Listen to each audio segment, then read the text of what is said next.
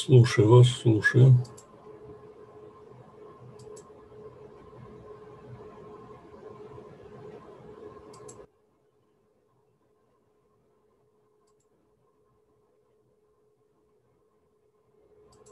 Слушаю вас, слушаю.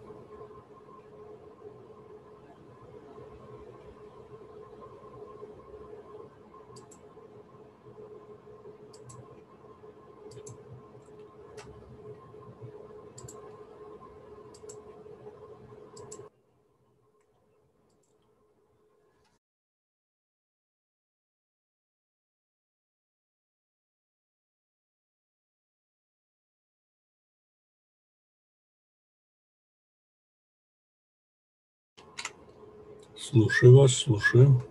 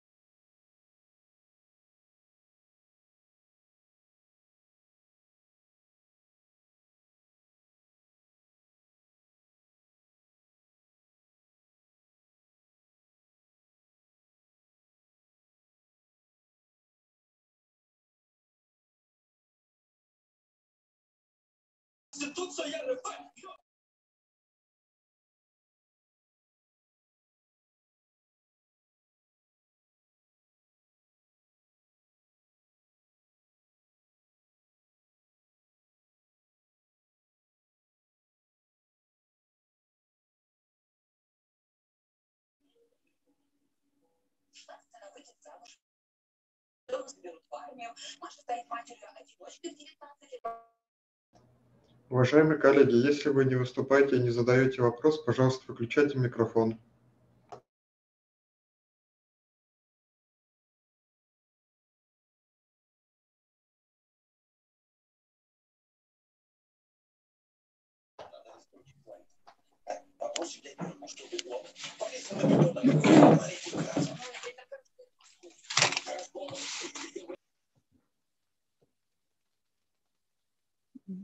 Пробуй только.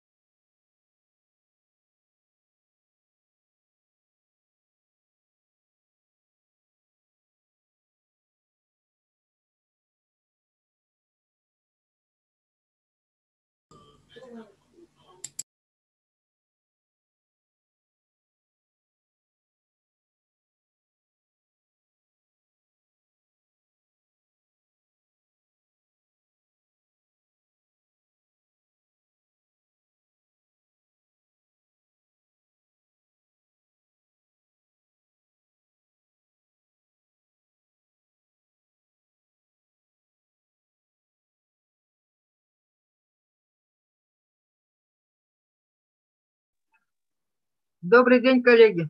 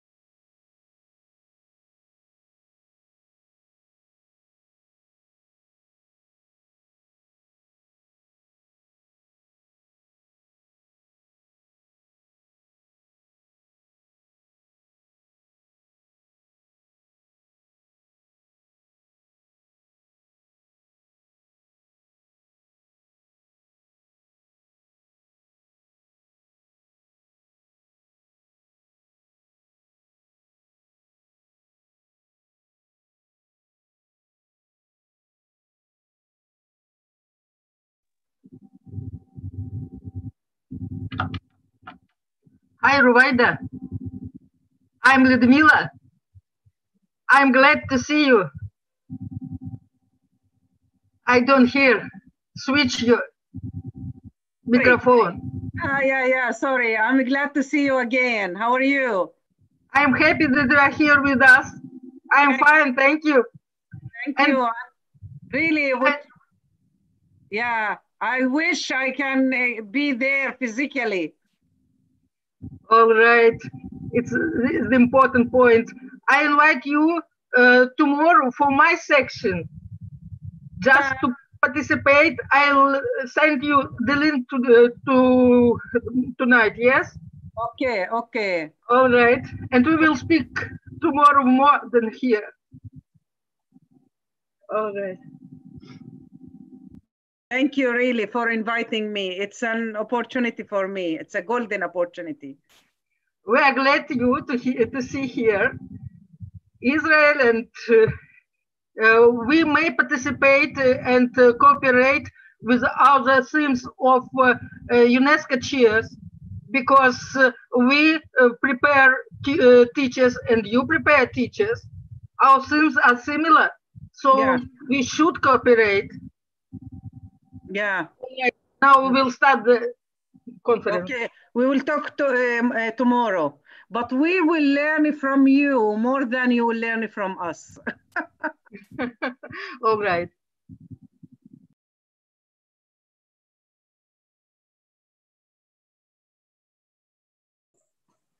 Добрый день, уважаемые коллеги, гости, друзья, знакомые. Мы начинаем секционное заседание. Напоминаю вам, что у нас конференция называется «Дистанционное образование.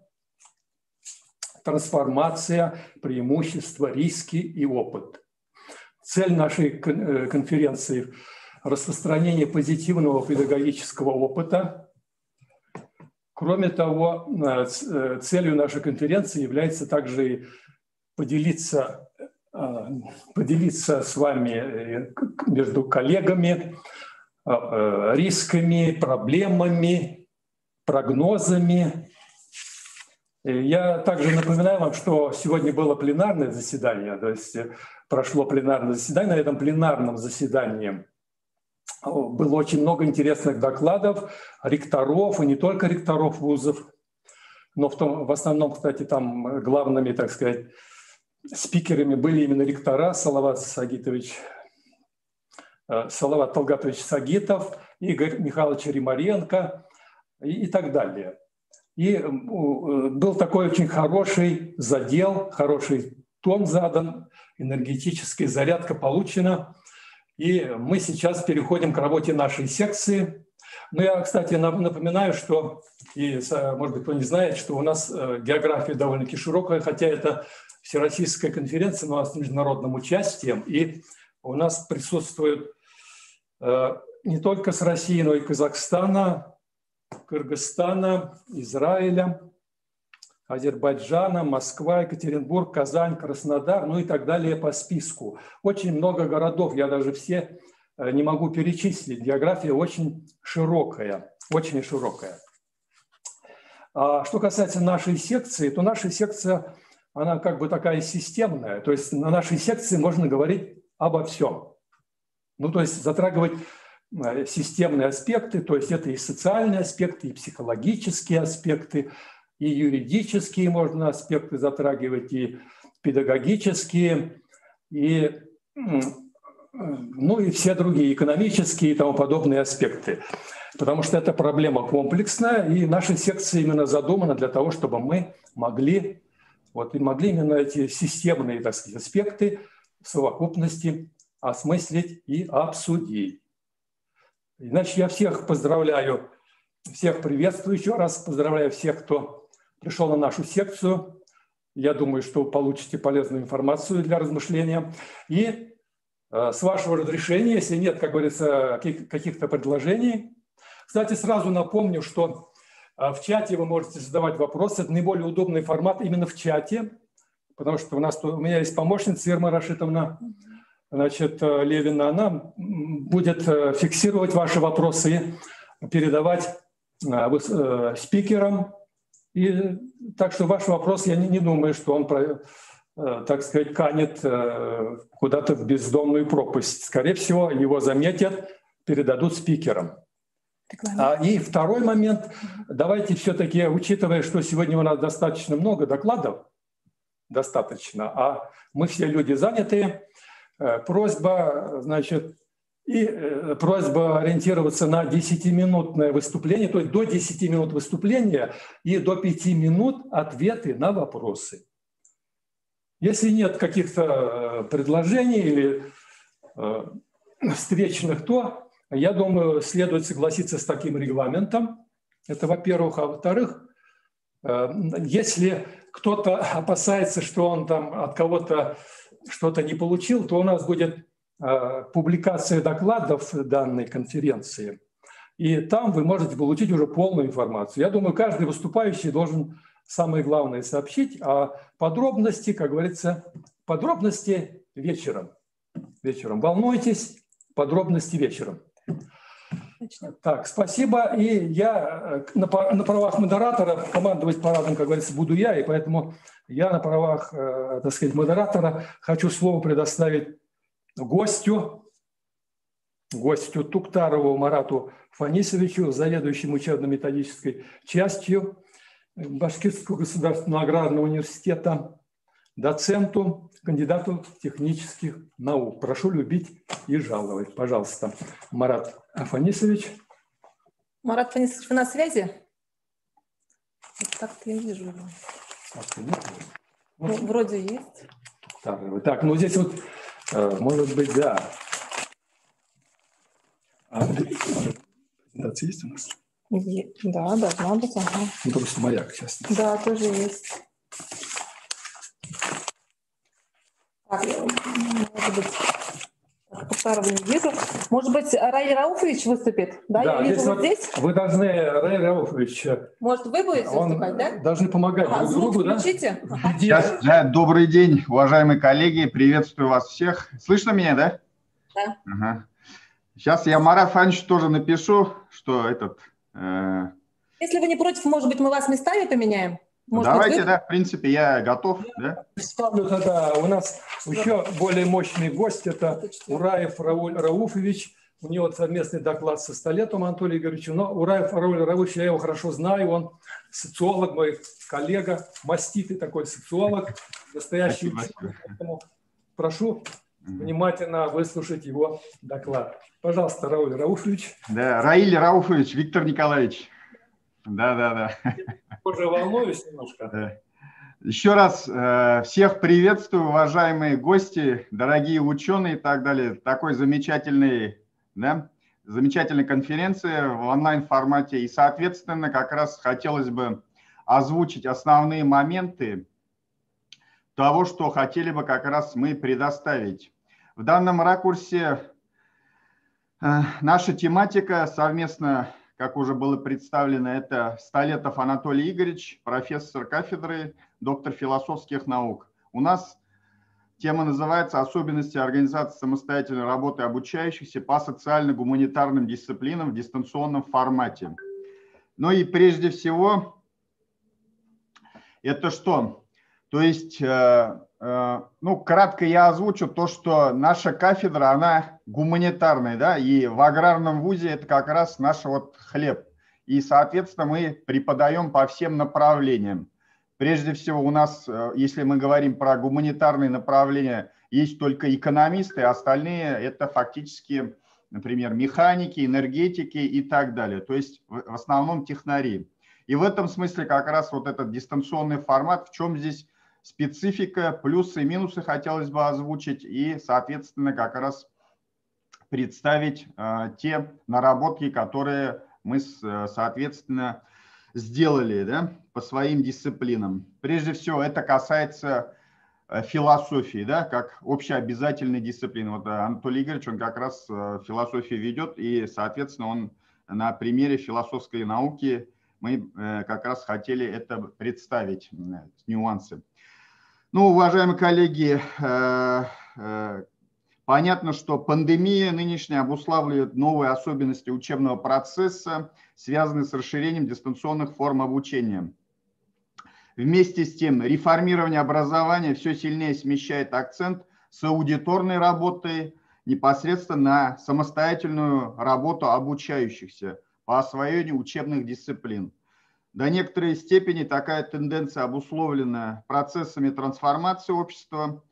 Ну, все вы прекрасно знаете, что постиндустриальная реальность и скорость протекания текущих социальных процессов в нашем обществе создает необходимость динамизации образовательного процесса. Творческий характер современных профессий, прежде всего, ну, как уже было сказано, технических, предъявляет повышенные требования к способности самостоятельно, прежде всего, учиться, и этот процесс является непрерывным, да, в том числе повышение как раз квалификации. Так, слайд следующий можно, да? Так, ну вот здесь на слайдах представлены наши дисциплины, которые преподаются по нашей кафедре, да, вот это бакалавриат и специалитет, понятно, тут философия, история, да, социология, политология, культурология есть у нас, это тоже важный нюанс, психология, педагогика и так далее. И книгообеспеченность, прежде всего это электронные наши учебники, да, это за которые выпущены за последние 5 лет. Дальше, следующий, пожалуйста.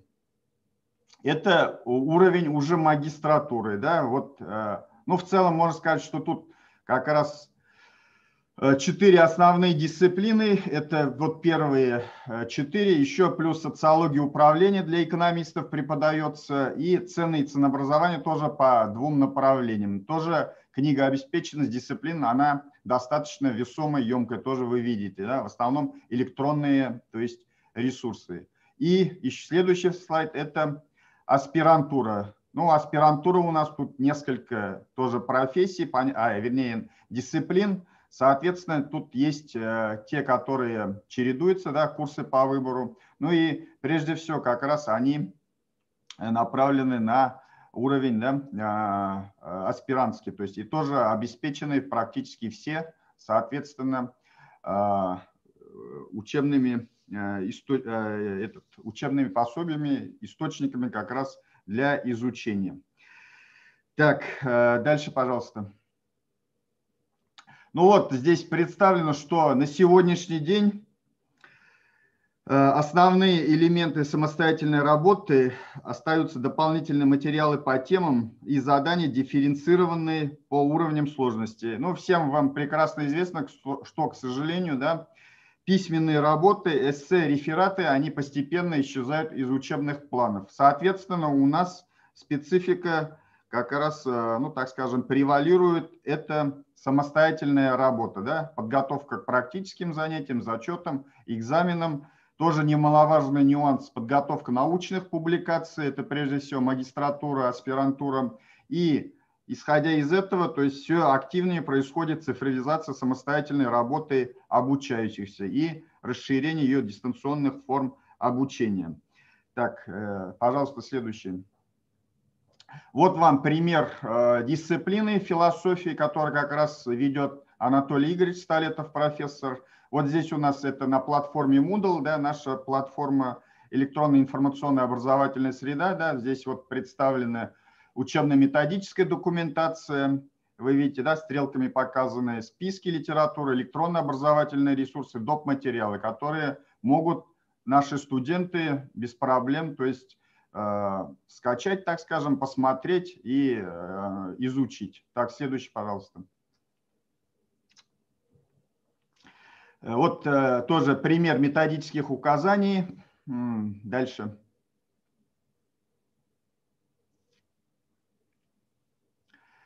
Так, и в данном ракурсе нужно отметить, что общий алгоритм выполнения заданий на сегодняшний день, он различен, да, и, соответственно, это требует как раз с точки, ну, прежде всего, с нашей точки зрения, и вообще, да, я думаю, это универсальный подход, это различные уровни сложности, которые позволяют осуществить индивидуальный подход к обучающимся в зависимости от степени их мотивации. То есть общий алгоритм следующий.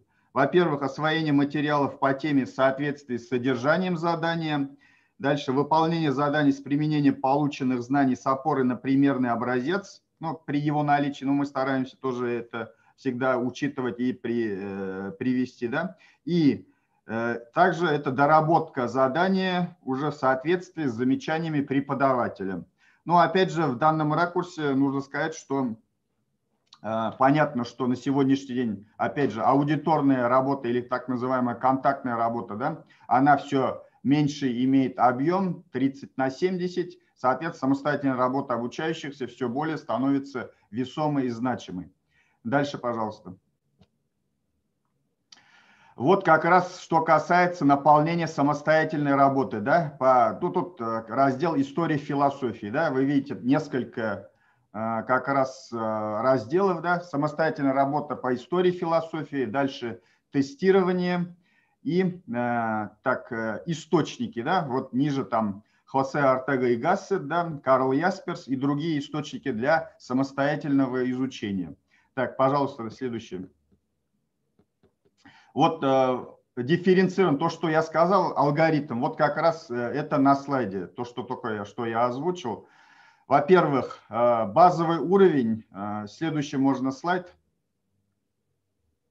Вот зеленым это подчеркнут задание базового уровня, да. Например, это просто пройти тестирование. Соответственно, если человек, ну, так скажем, студент имеет какие-то начальные базовые уже уровень наполнения знаний и так далее, ему, в принципе, этот тест можно пройти без проблем, да? Соответственно, это как ступенька. Он прошел, дальше идет задание продвинутого уровня. То есть, например, вот по истории философии, да, примерный образец – это сказка о рыбаке и рыбке, да, и с точки зрения как раз философии экзистенциализма. Здесь приводится пример. Следующий слайд, пожалуйста. Вот вам наполнение различных тематик по данному продвинутому уровню. Да? Имеется очень много как раз вот источников, как, ну, так скажем, в Word, так и, соответственно, здесь там даже видео и так далее. То есть небольшие куски, да, из различных, там, может быть, тут и этот есть, отрывки из фильмов и так далее, кунг-фу панда. То есть в данном ракурсе как раз можно тут варьировать различные направления и школы, которые имеют место быть. Так, дальше, пожалуйста. Ну и вот тоже представлено, да, какие здесь как раз задания. Вот первое, например, с точки зрения экзистенциализма, да, осень. То есть как с точки зрения развития человеческого, да, человеческой жизни, то есть, соответственно, дано как раз определение. И обучающийся должен как раз сформулировать свой подход, да, исходя из этих как раз тематик. Дзен-буддизм, дао, да, даосизм, философия жизни и так далее. Так, дальше, пожалуйста. И, то есть, после заданий продвинутого уровня, да, соответственно, как я уже сказал, даны, вот красным тоже выделены, дополнительные материалы по теме. То есть, соответственно, студент может эти прямо здесь же открыть, скачать, то есть прочитать и, соответственно, ответить на вопросы. В принципе, то есть далеко никуда уходить, так скажем, не надо. Так, следующее. Ну и пример как раз вот этого задания продвинутого уровня. Да? Вот задание дано, да? Обосновать ответ и отправить задание. Да? Вот вы видите, то есть участников, ну, студентов 97, отправлен 44, там требует ответов. То есть это в таком формате. И следующий слайд представлен, ну, так скажем, более-менее приемлемый, хороший ответ на поставленный вопрос. И соответствующая оценка – это отлично. Да? Но опять же, в нашей электронной информационной образовательной среде. Да? Ну, вы видите, то есть студент изучил несколько источников, да? Работу Грофа, Мираба Мамардашвили и других представителей с точки зрения, да, сознания. И, то есть он дал, в принципе, ну, так скажем, обоснованный ответ. Да? И Анатолий Игоревич оценил эту работу, соответственно, на отлично. Ну, там еще комментарии, то есть с этой точки зрения. Так. Дальше, пожалуйста. Ну, тоже представлены списки литературы, да, они все тоже в электронном формате. У нас с этим тоже очень все замечательно. Например, портал, да, издательства Знаниум.ком предоставляет свой широкий, расширенный как раз спектр источников, в том числе по философии, то есть и каждый источник можно просто, опять же, ну, понятно, логин, пароль, и студент, опять же, автоматически все открывает, попадает и может изучить. Пожалуйста, дальше. И электронные образовательные ресурсы тоже представлены внешних ЭБС, электронных библиотечных систем, вот о чем я сказал только что. Следующее. Ну и вот здесь в таблице представлен сравнительный анализ самостоятельной работы обучающихся, так скажем, в предыдущую, можно сказать, уже эпоху, да, в аудиторном формате офлайн занятия и теперешняя ситуация, когда имеются онлайн занятия, да. Но прежде всего положительные свойства – это большая возможность дифференцированного подхода к обучающимся, возможность автоматизации контроля, экономия времени и сил при оформлении контрольных заданий, большее значение самостоятельной работы в учебном процессе и более интенсивное развитие самостоятельности при наличии достаточной мотивации. Ну и основные недостатки – это прежде всего ограниченная коммуникация, дальше затрудненность воздействия на обучающихся, увеличенные затраты времени и сил на контроль выполнения заданий. Ну, опять же, чтобы каждое задание проверить, понятно, необходимо открывать, закрывать и так далее. И понятно, что это занимает очень большое время и силы, да? И зависимость от информационно-коммуникационной составляющей. Но если более подробно сказать, что самый существенный из них это является смена коммуникативного режима общения. Ну, понятно, со студентами, да? Соответственно, онлайн-формат предполагает в целом иной стиль общения по сравнению с общением в аудитории. Я думаю, все согласятся, да? Где участники коммуникации теоретически настроены на соответствие социальным ролям, изначально рабочей обстановке. При этом дистант в значительной степени стирает грань вот как раз между рабочим и личным форматом, что не может не сказываться на процессе обучения. Далее сам процесс интернет-коммуникации отсекает часть информации, которая транслируется невербально. Соответственно, хотя играет в процессе обучения важную роль. При этом сама манера вести диалог перед камерой и микрофоном отличается от таковой в аудитории. И на наш взгляд это отрицательно сказывается на мотивации обучающихся к самостоятельной работе и затрудняет возможность чувствовать аудиторию в онлайн-коммуникации. Ну и немаловажным фактом является то, что, к сожалению, бывают технические, да, неполадки. Буквально вот позавчера, по-моему, у меня заочники были, Google вылетел, у нас Google Meet, соответственно, и практически он произошел сбой по всему миру. Понятно, что эти тоже, ну так скажем, это уже не зависящие от нас составляющие. Ну и как вывод, да, резюме можно отметить, что современное как раз увеличение доли самостоятельной работы в учебной программе на фоне падения общего уровня подготовки обучающихся, уменьшение часов на аудиторную работу создает большие сложности для образовательного процесса в целом и для самостоятельной работы в частности. И на этом фоне, так, можно следующий слайд, извиняюсь, тоже.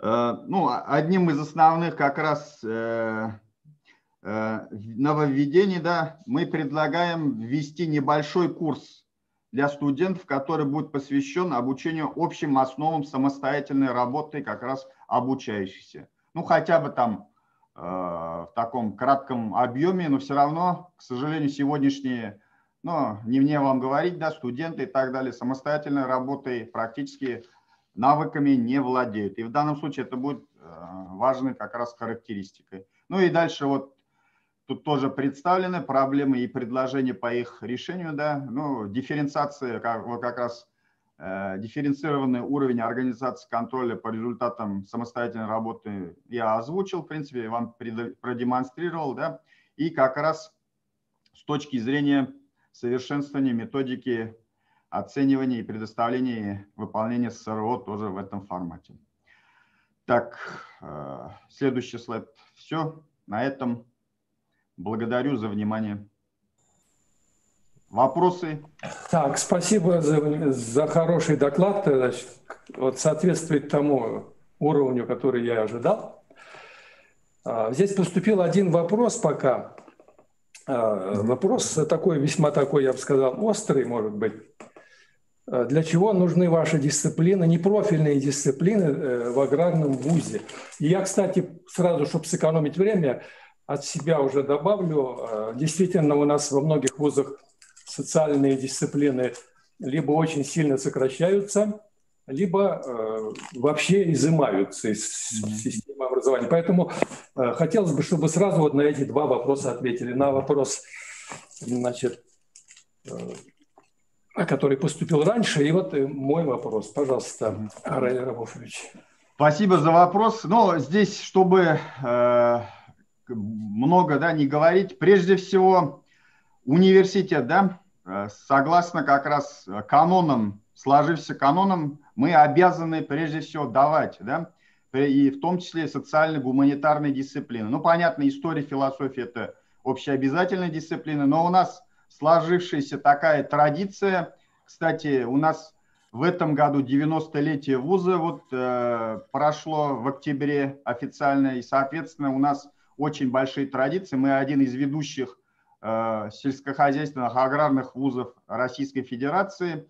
И у нас вот как раз социально-гуманитарным дисциплинам тоже придается особое внимание, значение. Это тоже является очень хорошим критерием. Например, у нас есть специальный кабинет этикета для студентов, для обучающихся, психологии и педагогики, небольшой музей культуры и быта народов Республики Башкортостан. И в этом смысле, то есть у нас вот такая соблюдается прежде всего преемственность традиций с точки зрения и воспитания, и, прежде всего, сельской молодежи, так скажем, которые они поступают к нам в данном формате. И что касается, вот я в чате также вижу, психологическое выгорание педагогов и студентов при интенсивном использовании дистанционного обучения. Да, я согласен полностью, и мы с коллегами это тоже обсуждали, соответственно, приходится, так скажем, буквально днями и ночами сидеть за компьютером, как и вести занятия, так и проверять задания в системе ИОС, и это, к сожалению, накладывает уже свои негативные характеристики, о чем и было отмечено. То есть, в данном ракурсе большинству из нас, понятно, аудиторная работа не заменит никогда, на мой взгляд, вот этой онлайн-контактной деятельности. И в данном смысле даже те же самые лекции и так далее, это является очень важным критерием, для коммуникации, прежде всего, опять же, для социализации той же самой личности студента и, то есть, с точки зрения как раз даже личных примеров, каких-то характеристик. И другой важный нюанс, уважаемые коллеги, самоуправление.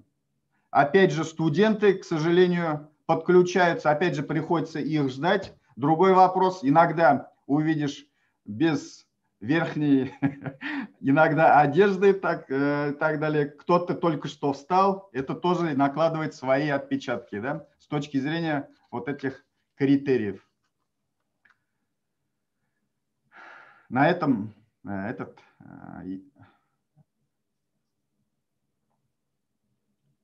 Да. Очень содержательно, полно ответили на вопросы.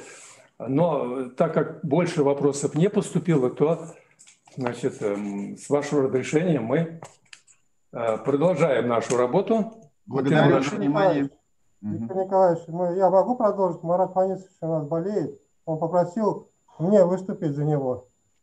Хазиев Данис Дамирович. Что? Вместо Туктарова будут выступать. Сейчас? Да. Позволите, Виктор Николаевич? Да.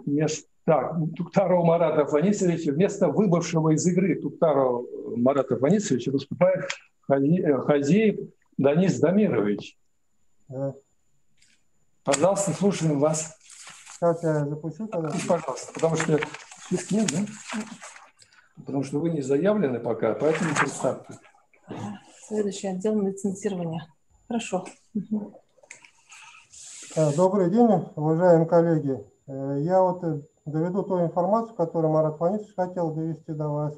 Вот по тем проблемам и направлениям модернизации цифрового образования в университете. В настоящее время, вот, в принципе, 2020 год стал переломным, да, когда все образовательные учреждения перешли в какой-то мере от обычных традиционных подходов, применяемых в образовании, к новым онлайн-форматам, дистанционным технологиям, прокторингу, использованию цифровой образовательной среды и так далее. Конечно, не сказать, что эту работу мы не делали, но в данном случае успех этой работы зависел от того, насколько мы были готовы к этому. Вот у нас контингент студентов, приведенный 7000 студентов, и всех их надо было перевести в короткие сроки на дистанционное обучение по всем реализуемым направлениям подготовки. Помимо этого у нас еще и иностранные студенты, для которых тоже необходимо было учесть особенности организации их обучения. Кто-то у себя на родине, да, кто-то у нас. И помимо этого еще есть студенты, у нас сельские студенты, они проживают в общежитии. Когда вот этот пошел процесс, эти студенты, они находились здесь. Соответственно, в общежитиях необходимо тоже было обеспечить непрерывность обучения. Для этого все предпосылки у нас были. У нас в общежитии компьютерные классы есть подключение к интернету, Wi-Fi. Мы даже увеличили скорость трафика в общежитиях и, в принципе, так скажем, благополучно в этом плане решили эту проблему.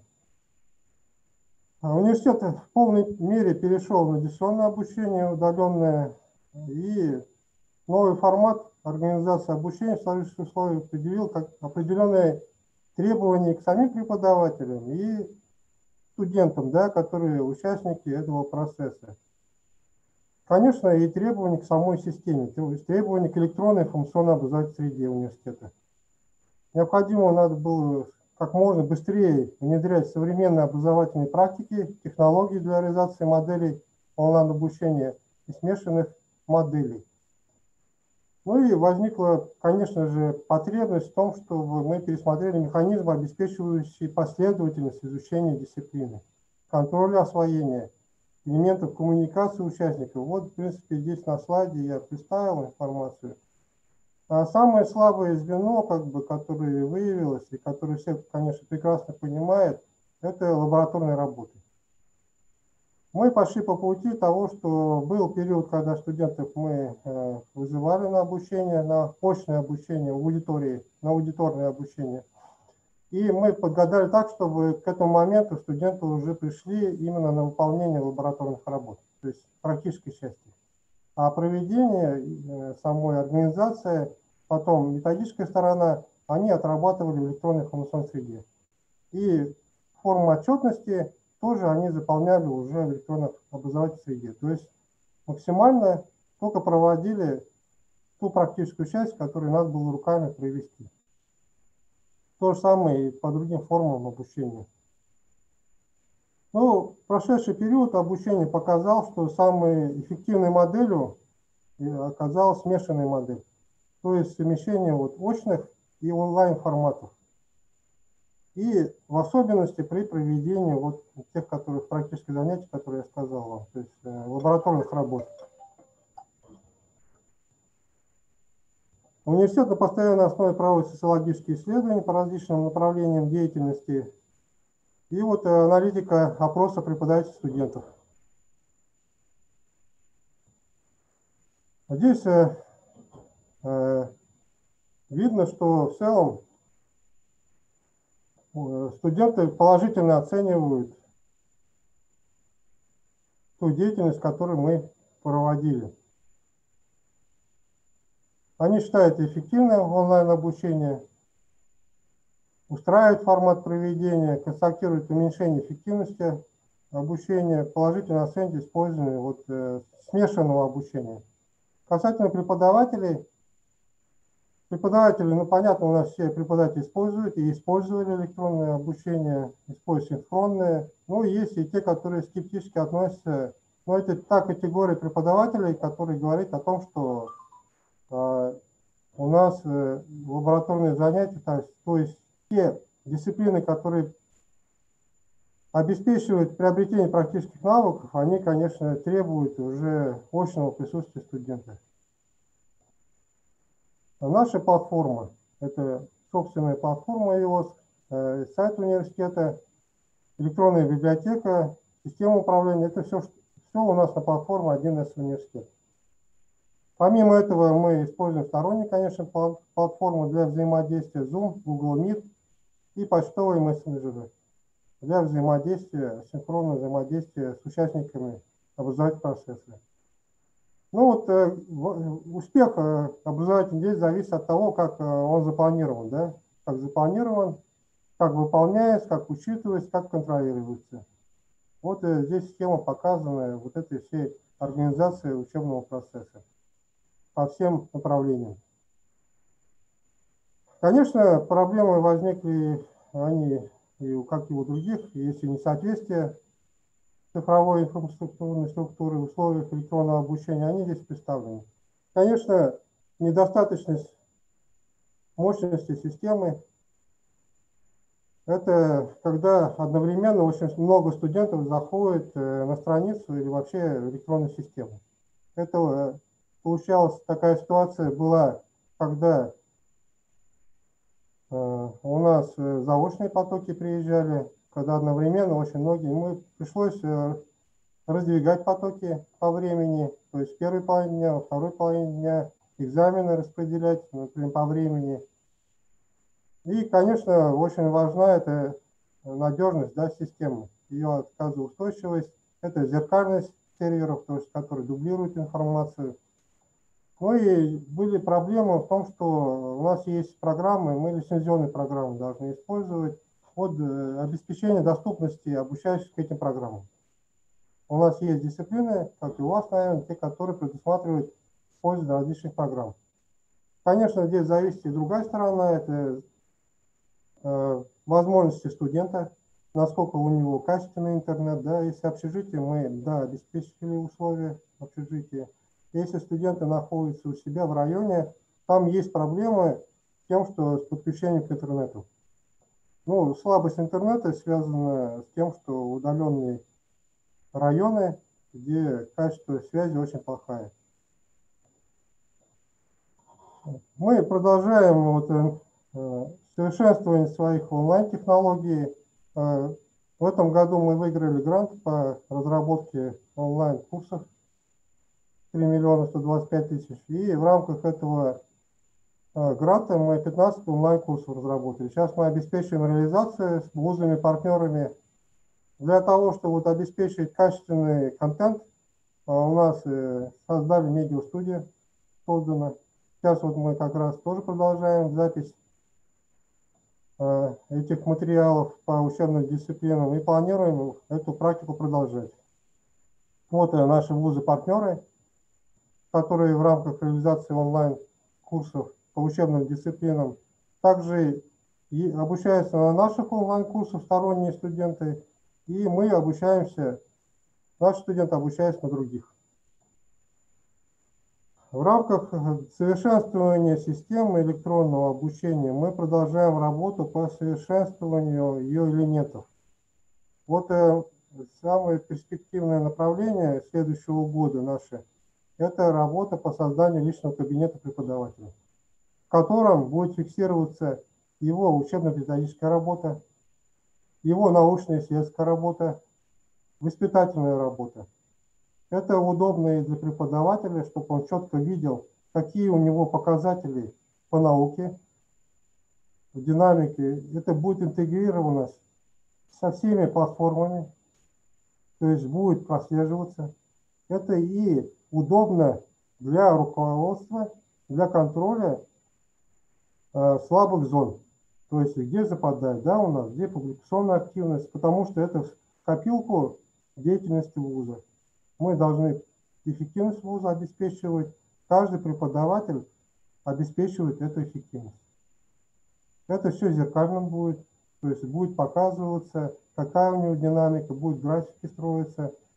А учебная нагрузка, расчет нагрузки у нас уже идет. Образовательные программы, формирование образовательной программы всех его компонентов будет в автоматическом режиме тоже проводиться в этой системе. То есть преподавателю надо будет проявить только творческий момент в плане содержания дисциплины.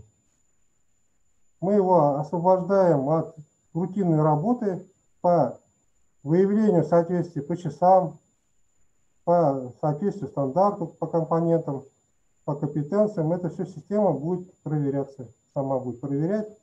Подгружаться будет литература, будет подгружаться материально-техническое обеспечение. Преподаватель просто будет проверять на адекватность. И в дальнейшем просто мы будем актуализировать. Потом уже сформированные документы идут на размещение на сайт университета через систему электронной библиотечной системы. Вот, в принципе, в этом направлении мы уже уровень образования уже отрабатываем. Мы проанализировали вот состояние как бы готовности, да, самих студентов, какие проблемы, и чтобы как бы их решить как можно быстрее, да. У нас часть студентов мы обеспечивали оборудованием, это и в том числе и в общежитиях, да, это компьютерные классы. Помимо этого мы некоторым направлениям студентов давали планшеты. В сложной ситуации, если студенты возникла, мы им предоставляли компьютерную технику. Есть, конечно, студенты, вот, которые говорили, что не могут пока финансово решить эту проблему, но мы решали эту проблему с администрациями районов, где-то им предоставляли возможность вот, использования временной техникой. Мы, преподаватели, в принципе, все у нас обеспечены в свое время. Ректорат всем преподавателям обеспечил ноутбуками, то есть все преподаватели имеют ноутбуки. Ну, помимо этого, в принципе, сейчас все преподаватели имеют помимо ноутбуков и свою компьютерную технику. Но у нас анализ доступности к программному обеспечению показал, что студенты больше половины все имеют доступ. Но в месте проживания у нас студенты, к сожалению, с отдаленных Заурале, там вот проблемы с интернетом, конечно, есть. Стабильного интернета, ну, поэтому ИОС, вот система, которую мы используем, электронная образовательная среда, она позволяет студенту в любое время заходить, в любое время выполнять свое задание. Преподаватель регулирует это, преподаватель всех знает своих студентов, деканат обеспечивает этой информацией. У нас в общежитии все подключены к сети интернета. Проблемы адаптации, которые мы провели, анализ адаптации, здесь на две группы, технические и организационные, основная. Вот то, что я говорил, уже повторяться не буду здесь. Понятно, что стоимость трафика, если вот отдаленные районы, там и стоимость интернета высока, да, студенты, если малообеспеченные семьи, для него, конечно, дороговато будет, тут высокий трафик, да, обеспечивает. Дополнительное приобретение оборудования, это веб-камеры и так далее. Руководство у нас, в принципе, тоже пошло по пути того, что приобрели дополнительное оборудование для преподавателей, чтобы они смогли обеспечивать удаленную связь с обучающими. Организационный. Ну, это, конечно, адаптация к этой системе. Ну, увеличение нагрузки. Увеличение нагрузки, это очевидно, к сожалению, оно присутствует. Цифровая грамотность. Ну, здесь, конечно, понятно, что если человек преподаватель информатики, он, конечно, обладает, да, если преподаватель не совсем в этой сфере, то ему тоже надо было ускоренно осваивать эти новые технологии, да, которые ему совершенно были далеки, он был далек от этих. Но мы ежегодно проводили обучение уже лет 7 назад, и у нас все преподаватели владеют работой в электронной среде, мы ежегодно обучаем. Поэтому, в принципе, у нас проблем по переходу на электронное обучение не было. Как Хорошо. студентов. Денис Дамирович, Да? у нас регламент Да, я все завершаю уже. И к тому же вам поступило 2 вопроса. Если да, вы конечно. готовы на них ответить, да? Да, я уже завершил. Вот я озвучу первый вопрос. Здесь был вопрос от Валерия Эммануиловича Штейнберга, что 65% считающих успешным онлайн-обучение, как они сами, какова у них у самих успеваемость? Но в целом успеваемость у нас не упала по переходу на эту систему. Но вот надо немножко здесь, наверное, пояснить. У нас ранее, когда вот было аудиторное обучение, мы использовали дистанционное обучение, вот электронную образовательную среду мы использовали параллельно. То есть она шла параллельно еще дополнительно к аудиторному.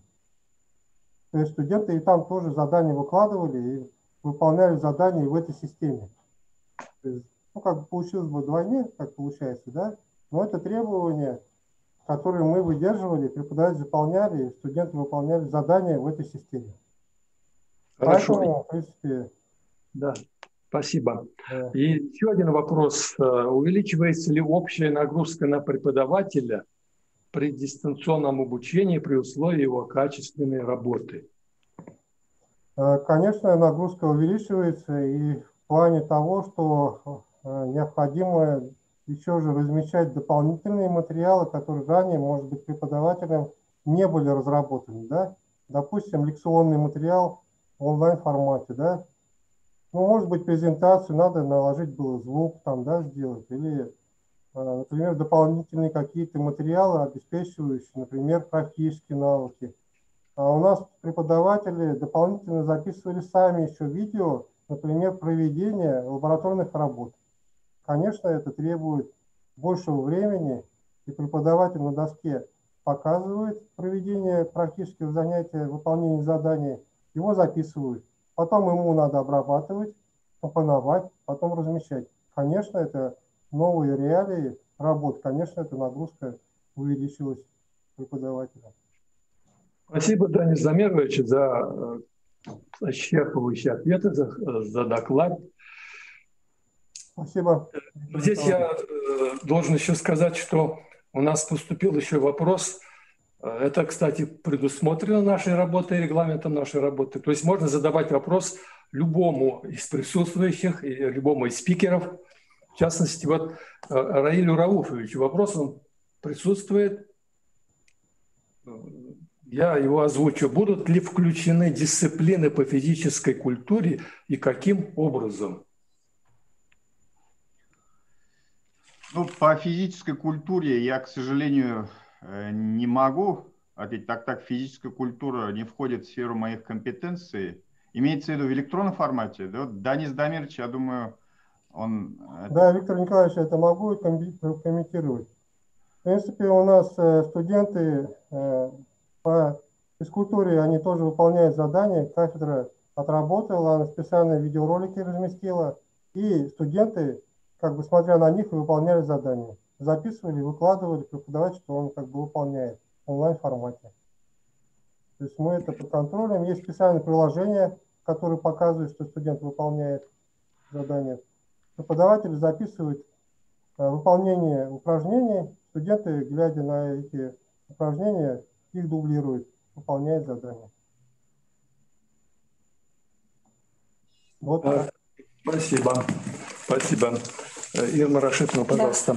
Да. Уважаемые коллеги, хотела объявить, что сейчас выступает Виктор Николаевич Антошкин, доктор социологических наук, профессор нашего университета с темой «Социальные проблемы внедрения цифровых технологий в систему образования». Пожалуйста, Виктор Николаевич. Да, есть. Значит, в своем докладе я хочу провести такой сравнительный социологический анализ, как относились студенты, учащиеся школ, студенты вузов к цифровому образованию, дистанционному образованию там, в 2015 и даже ранее, 2018, 2019, 2020 годах.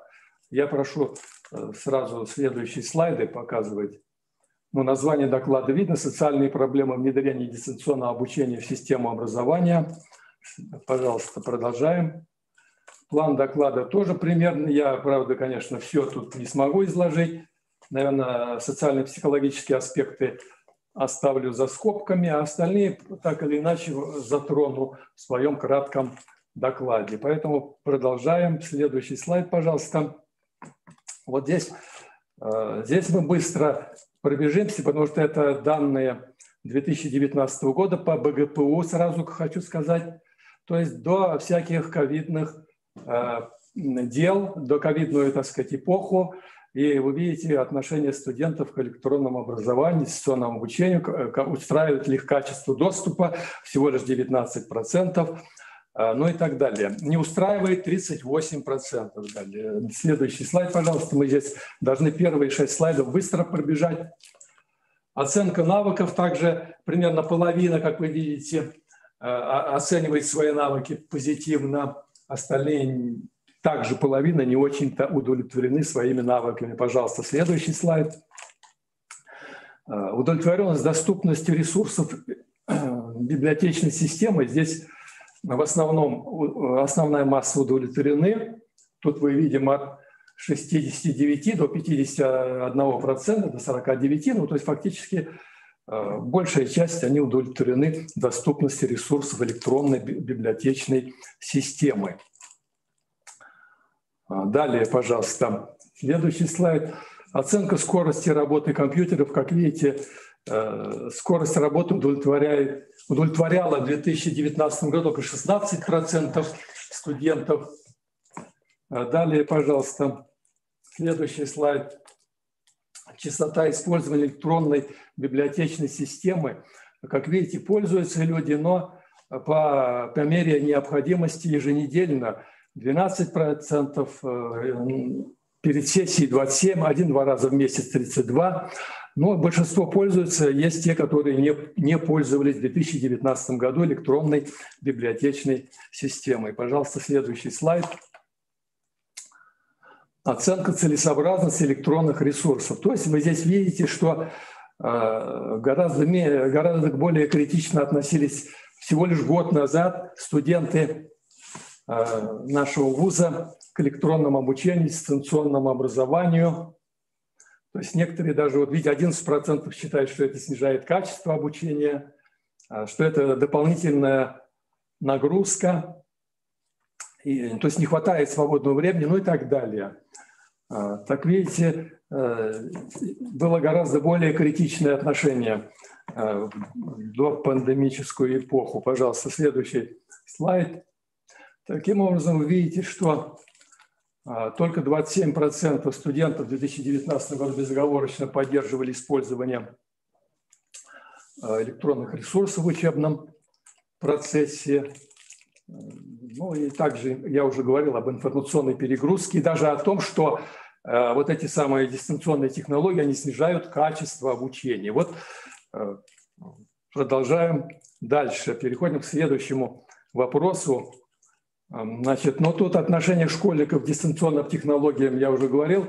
Сельские школьники, городские школьники города Уфы мы обследовали всего лишь около 10%, примерно одинаковые данные, что в городе, что в селе, предпочитали обучение в дистанционном формате. Красноречивые данные, говорящие об отношении к дистанционным технологиям. Так, следующий слайд, пожалуйста. Ну вот, оценка родителей и учащихся – это уже 2020 год. Это данные Российской академии народного хозяйства и государственной службы. В целом, большая часть родителей и учащихся удовлетворены были тем, как работали педагоги. То есть они в целом были удовлетворены, что в экстремальных условиях педагоги справились. Так что спасибо им. И это говорит высокую оценку они дали работе педагогов школ. Речь идет о педагогах школ. Пожалуйста, следующий слайд. Здесь я не буду говорить про все позитивные социальные последствия и достоинства дистанционного образования. Они здесь написаны. Я почему могу не говорить? Потому что Салават Талгатович Сагитов, ректор нашего университета, уже приводил данные социологического исследования. Раиль Рауфович Ураев также в общем-то, называл позитивные, так сказать, социальные последствия и достоинства дистанционного образования. Я хотел бы обратить внимание на то, что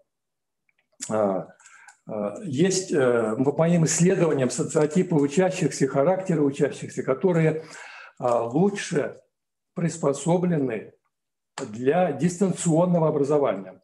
По моим данным, средним усредненным данным, это 25% учащихся. Причем их больше в вузах, чуть меньше в школах. То есть они, это по характеру стабилизаторы, основы стабильности. Это логические интроверты, планомерики, которые отличаются такими качествами, как склонность к дисциплине, самоорганизации. То есть есть такие, и они сейчас вот подтверждают. Дело в том, что я имел возможность за 2 месяца очной офлайн работы провести диагностику 6 групп. И сейчас я получаю от них уже не анонимные ответы, а их оценка дистанционных технологий. И моя, так сказать, версия подтверждается.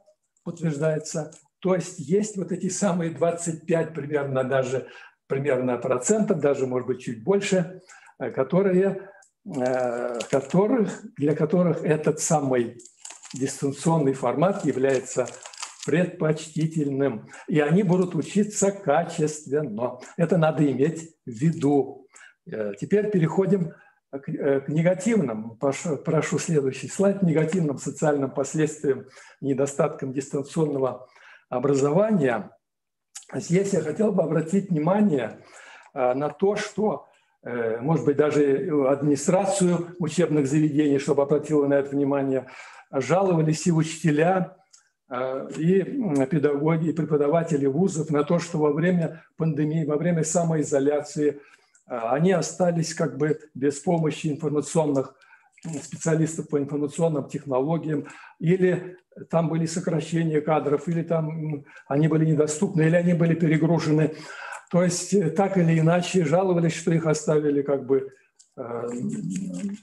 наедине, как говорится, со своими проблемами. И такой парадокс, когда помощь потребовалась, этой помощи они не получили. Конечно, это хотелось бы, чтобы помощь была, потому что еще одно негативное последствие – это то, что увеличилась продолжительность рабочего времени однозначно. Уменьшилось свободное время. Даже по одному исследованию в Томске было подсчитано, что за 1 семестр преподаватели отработали годовую нагрузку. То есть был проведен хронометраж рабочего времени. Годовая нагрузка, то есть делайте вы сами. То есть люди за полгода выполняют годовую нагрузку. Это однозначное увеличение рабочего времени и рабочей нагрузки. А это вопрос здоровья, это вопрос качества работы, это вопрос дефицита времени. Вот студенты, видимо, не хотят входить в наше положение. Они думают, они иногда обижаются, почему каждую оценку мы не объясняем, не комментируем, и не всегда выходим на контакт, а именно потому, что дефицит времени, к сожалению. И здесь я хотел бы сказать, что проблема не в том, что там не владеют педагоги дистанционными технологиями. Проблема в том, что это занимает огромное количество времени. Поэтому даже если мы начнем проводить всякие курсы, эти курсы, они будут отнимать много времени. Опять получается заколдованный круг. Нам нужна реальная помощь. Реальная помощь. Здесь, конечно, на помощь нам придут роботы. Наверное, вот как раз в выполнении рутинных работ роботизация нам поможет. Еще один негативный аспект, который я хотел бы выделить, это усиление интернет-зависимости. Усиление интернет-зависимости. Это серьезный недостаток. Если человек сидит с утра до вечера, а то и более времени за компьютером, это однозначно негативный факт. Интернет-зависимость со всеми негативными последствиями. Следующий момент, это здесь я хотел бы уже перейти к следующему слайду. Но здесь оценка студентов, она немножко расходится с оценкой по аграрному университету. Как видите, 65% студентов, они признали, что обучение в дистанционном формате, менее эффективно. Следующий слайд, пожалуйста. Здесь я хотел бы обратить внимание на то, что мы хотели, чтобы мы посмотрели правде в глаза. Правда заключается в том, что информация обесценивается. Сегодня информация доступна, она обесценена, ее легко получить. Все эти даты, имена и так далее, вся справочная литература, вся справочная информация, она получается, как говорится, одним кликом. Но вопрос-то в том, что в дистанционном формате не передается энергетика. Более того, она падает, эта самая энергетика. Падают показатели здоровья, самочувствия. В конечном итоге это приводит к снижению мотивации, к снижению качества образования. То есть, кстати, студенты, они отмечали, нравится более комфортная дистанционная форма. А что им нравится? То, что можно, не вставая с кровати, участвовать в занятиях. То, что не надо идти на остановку, не надо идти на мороз. Но в конечном-то итоге у них ухудшается здоровье, они физически не развиваются, у них здоровье ухудшается, падает, ухудшается зрение, головная боль, депрессия, апатия и тому подобное. Это надо иметь. И это не только у студентов, это и у преподавателей. У студентов агрессия растет, у преподавателя растет апатия и депрессия. Вот такие последствия. Пожалуйста, следующий слайд. Социальные группы выгодоприобретатели от, так сказать, дистанционных технологий. Это, в первую очередь, национальные правительства всех государств. Им выгодно, потому что идет за счет дистанционных технологий явная экономия бюджетных средств. То есть никакого мирового правительства, никакого мирового заговора. Это просто выгодно любому национальному правительству. Поэтому, раз это выгодно, раз это приводит к экономии, значит, это будет продолжаться. Так что мы должны приспособиться, мы должны минимизировать негативные последствия, но дистанционные технологии будут развиваться. Коммерческие структуры однозначно, особенно те, которые хотят, так сказать, отбить свои инвестиции на онлайн-обучение и получить стабильную прибыль. Далее я хотел бы обратить внимание на адептов закрытого общества и самоизоляции. Это те, которые сегодня в национальной экономике есть конкуренция между теми, кто работает на внешний рынок, и те, кто работает на внутренний рынок. Вот сегодня явно побеждают те, которые работают на внутренний рынок, и они, конечно, заинтересованы в том, чтобы границы были закрыты и чтобы самоизоляция продолжалась как можно дольше. Ну и, наконец, транснациональные корпорации и международные организации, в частности, глобальная коалиция по дистанционному образованию, она была создана 26 марта 2020 года, то есть буквально через несколько дней после того, как объявили всеобщий карантин, и мы отправились на самоизоляцию, и буквально сразу была организована эта глобальная коалиция. Это говорит о том, что мировая бюрократия, она давно все приготовила для дистанционного образования. То есть пандемия просто ускорила, стала катализатором данного процесса. И я бы хотел отметить, что нужно учитывать не только кратковременные последствия, но и долговременные последствия. Ну и, наконец, у нас остались последние слайды, пожалуйста. Здесь уже резюме. Резюме простое, смешанное обучение. Сегодня и Салават Алгатович Сагитов говорил, и другие, и Игорь Михайлович Римаренко. Они все говорили, по сути, о том, что однобоко дистанционные технологии работать не будут. Значит, я бы здесь хотел бы вот что добавить. Я хотел бы добавить, не ВУЗ даже, и даже не деканат, не институты должны решать, а преподавателю надо дать право, какие занятия, какие темы, какие значит, он должен выбирать для дистанционного обучения, а какие для очного контактного обучения. Здесь я хотел бы сказать еще вот о чем. Я вот об этом не сказал, про негативные последствия. Есть студенты, которых мы потеряли или мы потеряем. Это те студенты, которые не подходят для контактного обучения, для дистанционного обучения. Они подходят только для дистанционного, то есть для очного офлайн обучения. Вот сейчас у меня студенты, которые работали очень хорошо, ну как хорошо, они ходили на занятия, они склонны вертеться, двигаться, они невнимательные, но они в контактной форме все-таки работают, они ходят на занятия. Когда наступил дистант, они перестали ходить на занятия. Они даже если посещают лекцию по видеоконференции, они не выполняют задания. Они исчезли, мы их потеряли. Куда они исчезли? Ладно, если они исчезли, там ушли в спорт, в бизнес, там занялись производством и так далее. Они же могут уйти в криминал. Вот эта группа риска, она нуждается в очном обучении. Я это хочу сказать по данным своего вполне корректного и вполне репрезентативного обследования, которое я провел в сентябре, октябре, ну и ноябре, декабре месяце. И мы должны это все учитывать.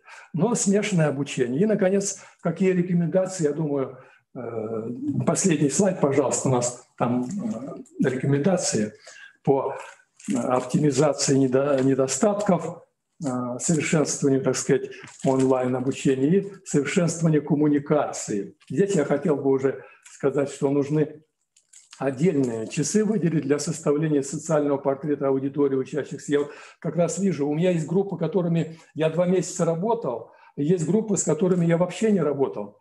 Так вот, с теми, с кем я работал, мне легче наладить коммуникацию. Я знаю всех учащихся, я знаю их типы, характеры, я знаю их уровень, я знаю их индивидуальные особенности. И поэтому у меня с ними легче наладить взаимопонимание.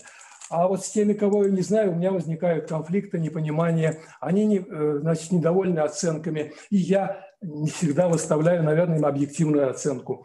Поэтому нужно выделить какое-то время, наверное, на такое изучение. Надо учесть, что дистанционка требует такого специального знакомства с группой и конкретно с каждым студентом. Ну и надо принять меры, вот я говорил о государственных дотациях, субсидиях вузам, чтобы компенсировать затраты на курсы. Вот, допустим, курсы. Считают, что раз мы сидим дома, нас могут сразу 5 курсов, на 5 курсов нас отправить. Это ненормально. Когда, я помню, еще в советское время мои коллеги на полгода уезжали в Москву на повышение квалификации. Никаких занятий не проводили. Вот это было реальное повышение квалификации. А если преподаватель работает с утра до вечера и еще ночью должен заниматься повышением квалификации, это не будет отвечать требованиям качества, это не будет отвечать требованиям сохранения здоровья преподавателя и не будет отвечать требованиям адекватного управления системой образования. Эти вопросы, эти проблемы надо решать. Спасибо за внимание. Значит, я свой доклад закончил. Спасибо, Виктор Николаевич, за столь содержательный доклад. В Ютубе вас благодарят. Спасибо, Виктор Николаевич, за столь доступную, конструктивную информацию, своевременно проведенные исследования. И к вам поступило 2 вопроса, Виктор Николаевич. Людмила Петровна пишет: не считаете ли вы, что при снижении расходов образовательной организации увеличиваются расходы студентов и преподавателей при дистанционном обучении? Ну, однозначно. Однозначно. Я же говорю, почему это и вузам выгодно. Расходы-то переходят на плечи преподавателей и студентов. То есть можно сэкономить на инфраструктуре, а затраты на плечи преподавателей и студентов. Причем здесь затраты и временные, и нервно-психические, энергетические и так далее. Спасибо. Так что здесь однозначно. Спасибо. Еще один вопрос поступил от Татьяны Сергеевны. А разве затраты на сохранение здоровья не выше, чем получаемая от дистанта экономическая выгода? Экономическая выгода от дистанта? Да. Здесь как раз вот Я же говорю, почему я выступаю за смешанную форму обучения. Я поддерживаю в этом уважаемых ректоров, которые выступали на пленарном заседании. Почему? Потому что здесь мы наблюдаем такой, можем наладить баланс, оптимальный баланс между, как вы говорите, экономической выгодой и здоровьем преподавателя и студента. А если мы однобоко навязываем какую-то одну форму, мы теряем либо в том, либо в другом. Причем этот баланс не означает 50 на 50. Иногда это может быть 70 на 30, 60 на 40. Даже более того, это должно быть 70 на 30, с моей точки зрения. То есть 70% должно быть контактного обучения, 30% должно быть дистанционного обучения. Иначе мы потеряем поколение студентов, которые станут уголовниками, хулиганами, бандитами, вместо того, чтобы стать уважаемыми членами общества. Я это обнаружил по своим исследованиям. Спасибо, Виктор Николаевич. Мы переходим к следующему нашему докладчику. Уважаемые коллеги, хотела вам представить нашего коллегу из Израиля Абу Рас Рувайда. Она кандидат наук, доцент, руководитель кафедры ЮНЕСКО «Мультикультурализм» подготовки учителя. Помогать нам будет в общении с ней Людмила Петровна Герфанова. Пожалуйста, коллеги, подключайтесь. Наверное. Okay, first of all, I would like to thank you for inviting me. Thank you, Ludmila, for inviting me for this unusual event, international event. Should I make this? I'm sorry, I will help you and I will comment your speech during your speech, yes, for our colleague to understand you. Okay, so I will make share screen now. Рувайда, она возглавляет кафедру, уже сказали, да, кафедру ЮНЕСКО, и она наша коллега, потому что она в данный момент возглавляет кафедру ЮНЕСКО «Мультикультурализм» в образовании, и она возглавляет программу обучения арабских студентов. Поэтому ее доклад говорит удаленное обучение в Берл Бейт Академик колледже в Израиле для арабских студентов. Please, Ruwaida. Okay, thank you. First of all, I would like to introduce myself. I am Ruwaida. I am a Palestinian Arab lecturer at Beit Ber Academic College, which is a teacher training college in the central part of Israel. And now I will talk about my identity and what I mean by Palestinian Arab from Israel. I will talk about remote education and transformation, advantages, risks, and experience. Okay, so... Доклад «Риски и преимущества палестинских студентов при дистанционном обучении». Она сама себя представила, это то, что я вам предварительно сказала. Please, So what do I mean by Palestinian Arabs? Or when I introduce myself as a Palestinian Arab from Israel. When Israel was established in 1948, some Palestinian Arabs remained in their villages and cities. And now we constitute about 20% of the total population. As you know, or maybe you know, most of the Palestinians in 1948, they were either deported or they left by themselves. So my family is from those who remained in the jurisdiction of what it was called Israel in 1948. So I'm from this ethnic minority. Общую характеристику палестинским студентам, обучающимся в колледже, откуда они происходят, из каких областей, и что она сама имеет, работая в Израиле, имеет отношение именно к палестинским корням. And now we constitute 20% of the total population in Israel, and we hold the Israeli citizenship. And we are affiliated to 3 religious groups. The majority are Muslims, more than 75%, about 21% Jews, Christians, and another faction of Islam called Druze. Рувайда говорит о 3 религиях, которым принадлежат палестинцы. Это к исламу, к христианству, то есть иудаизму, иудаизм. And we live in 3 geographical areas: Galilee in the north, Triangle in the center, and the Negev in the south. Ну и в географическом отношении они живут в 3 зонах. Это Галилея на севере, Триангл в центре и Негев на юге. Okay. As you know, COVID-19 affected all walks of life and created world war crises, including in education, not only in health, but also in education. And education was transformed to be online, but who suffered the most from such a transformation is poorer communities. And I would assume all over the world, but today I'm going to talk about how it is reflected among Palestinian Arabs. So in general, because more than 50% of Arabs in Israel are under the poverty line.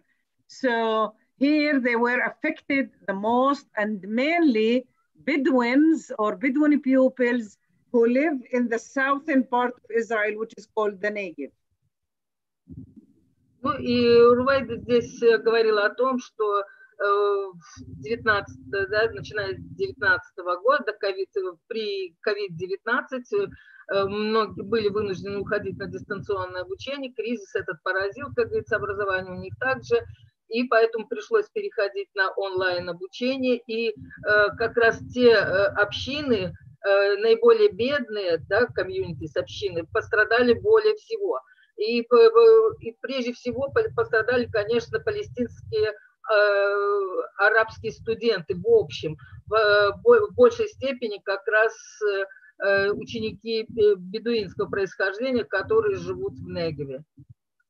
Please, these people live in 2 types of dwelling. They live in recognized and unrecognized villages.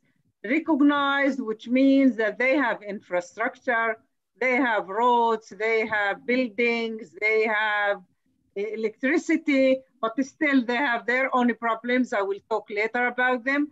But those who live in unrecognized villages, they lack all crucial infrastructure such as electricity, running water, sewage system, and roads. Дорогие коллеги, здесь Рувайда говорила о том, что у них существуют признанные и непризнанные деревни, да, в которых проживают студенты. И как раз проблема больше всего затронула тех, кто живет в непризнанных деревнях, потому что у них отсутствует инфраструктура, такая как электричество, водопроводы постоянные, да, и различные дороги, и, конечно, отсутствует интернет.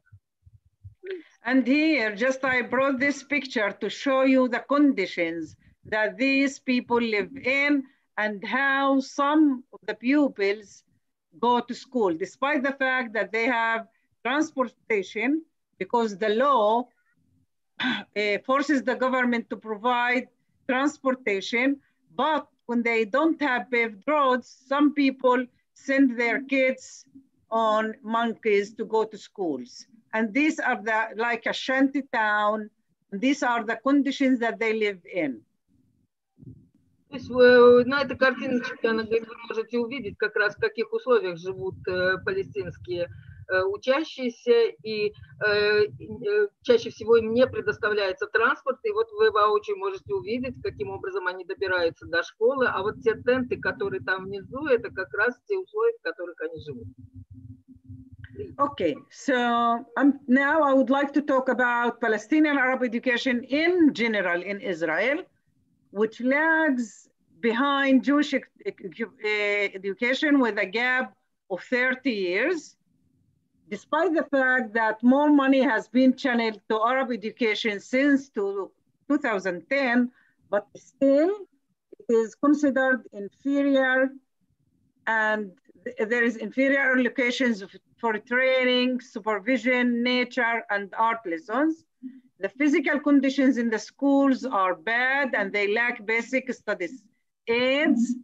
There are significantly fewer of the unique programs in which the Ministry of Education invests. In Arab schools, we have less the unique programs than in Jewish schools. Ну и здесь она хотела сказать в целом об организации израильского. Верните, пожалуйста, образование в отношении палестинских студентов. Она сказала, что арабское образование Палестины началось на 30 лет позже, чем израильское. И вот больше денег, больше такой поток финансирования в арабское образование началось с 2010 года. И фактически все равно уровень образования палестинских детей гораздо хуже, и они меньше получают помощи по базовому образованию. И значительно меньше уникальных различных программ, в которые вкладывает инвестиции Министерства образования. Okay, and now I would like to talk about the Israeli government response to the pandemic or to COVID-19. As I said before, the poorer communities or the communities that are disadvantaged from the beginning, so they suffer the most. And here, Arab education suffered the most during pandemic or COVID-19 because of the discriminatory policies against Palestinian Arab citizens and other minorities. And it is manifested in budget allocation, infrastructure development, education, and other curricular services. And it was acutely affected during COVID-19 because some had no access to electricity, internet connection, and technology. And this is mainly for Bedouins here that they don't have access to electricity, but also other Arabs who have electricity in their houses still, they have problems in internet connection and technology.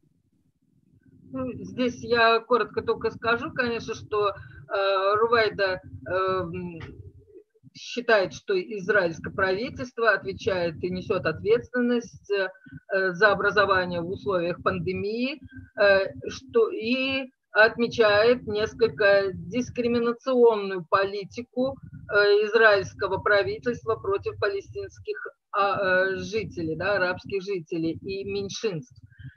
И она считает, что только заявляет, то есть манифестировано, то есть уменьшение бюджета, развитие инфраструктуры, образования и других служб. И она говорит, что это особенно стало проявляться и было такое, ощутило свое воздействие как раз вследствие COVID-19. И здесь необходимость, да, в электричестве, в интернет-соединениях и технологиях. И особенно это пострадали в этом процессе бедуины. So there was a survey that had been conducted in order to map the needs of the people during COVID-19 and especially in Arab villages and towns. And the results show that in 50 towns and villages out of 80 in the northern and central parts of Israel shows that near 75,000 of pupils in these places have no computers at home, and 130,000 Palestinian Arab pupils have no access to remote learning during the lack of computers and the lack of access to the internet. Ну и на этом слайде показываются результаты как бы вот этого вызова, потому что 50 городов и деревень из 80 на севере и центральной части Израиля не имеют, то есть где дети, ученики не имеют возможности, да, и компьютеров дома. 130 тысяч палестинских арабских учащихся не имеют никаких возможностей для удаленного обучения из-за отсутствия недостаточного количества компьютеров и недостаточной возможности подключения к интернету. Please. Okay, the results of this survey also shows that 102,000 of school children, near that 36,000 of these pupils live in unrecognized towns. So these children live in the south, in the Negev, and 36,000 of them live in these unrecognized villages that they lack any kind of infrastructure, including access to technology. And those who live in recognized villages, the situation is better, but still most of the families are large and they have one computer at home. So the majority of the pupils has limited access to computers. And also the Ministry of Education launched a portal to students in Israel, but it was in Hebrew and with limited materials in Arabic, which makes the situation even worse. Она говорит о том, что 102 тысячи учеников школьного возраста, арабских, да, палестинских учащихся, 36 тысяч из этих учащихся живут в непризнанных деревнях, о которых мы уже говорили, с недостаточностью какой-либо инфраструктуры, включая вот IT-технологии. И даже если говорить о признанных деревнях, хотя ситуация здесь немного лучше, но тем не менее большинство семей большие, да, то есть по своему количеству, и хотя есть один компьютер, например, дома, большая часть учащихся ограничена к доступу к компьютерам. Ну, если 10 детей, то, извините, невозможно каждого обеспечить компьютером. И еще одна есть проблема. Образовательный портал для студентов, например, в Hebrew, на вот этом языке, она ограничена в материалах на арабском языке, то есть мало материалов учебных на арабском языке, что делает ситуацию еще хуже. Please, Rubai. Okay, now the readiness of the government or the readiness level at the universities and colleges, it is relatively fast and it was much better than the response of the government, because here the universities and colleges are independent and they responded independently. So immediately they regulated policies for dealing with the pandemic in terms of teaching courses, uploading materials, offering alternative ways of testing and evaluation, aiming to reduce the damage. But the problem is the situation of Palestinian Arab college students is not promising also in this context, because they have tremendous disadvantages compared to Jewish students, including language and culture. There are language barriers because the medium of instruction at the universities and colleges, most colleges, is Hebrew. So they have language problems and cultural problems besides the problems that had been created with the COVID-19. So they had so many barriers to cope with academic demands, especially in this period. Ну и здесь Рувайда сказала о тех усилиях, которые осуществляет колледж по решению тех проблем, которые она обозначила.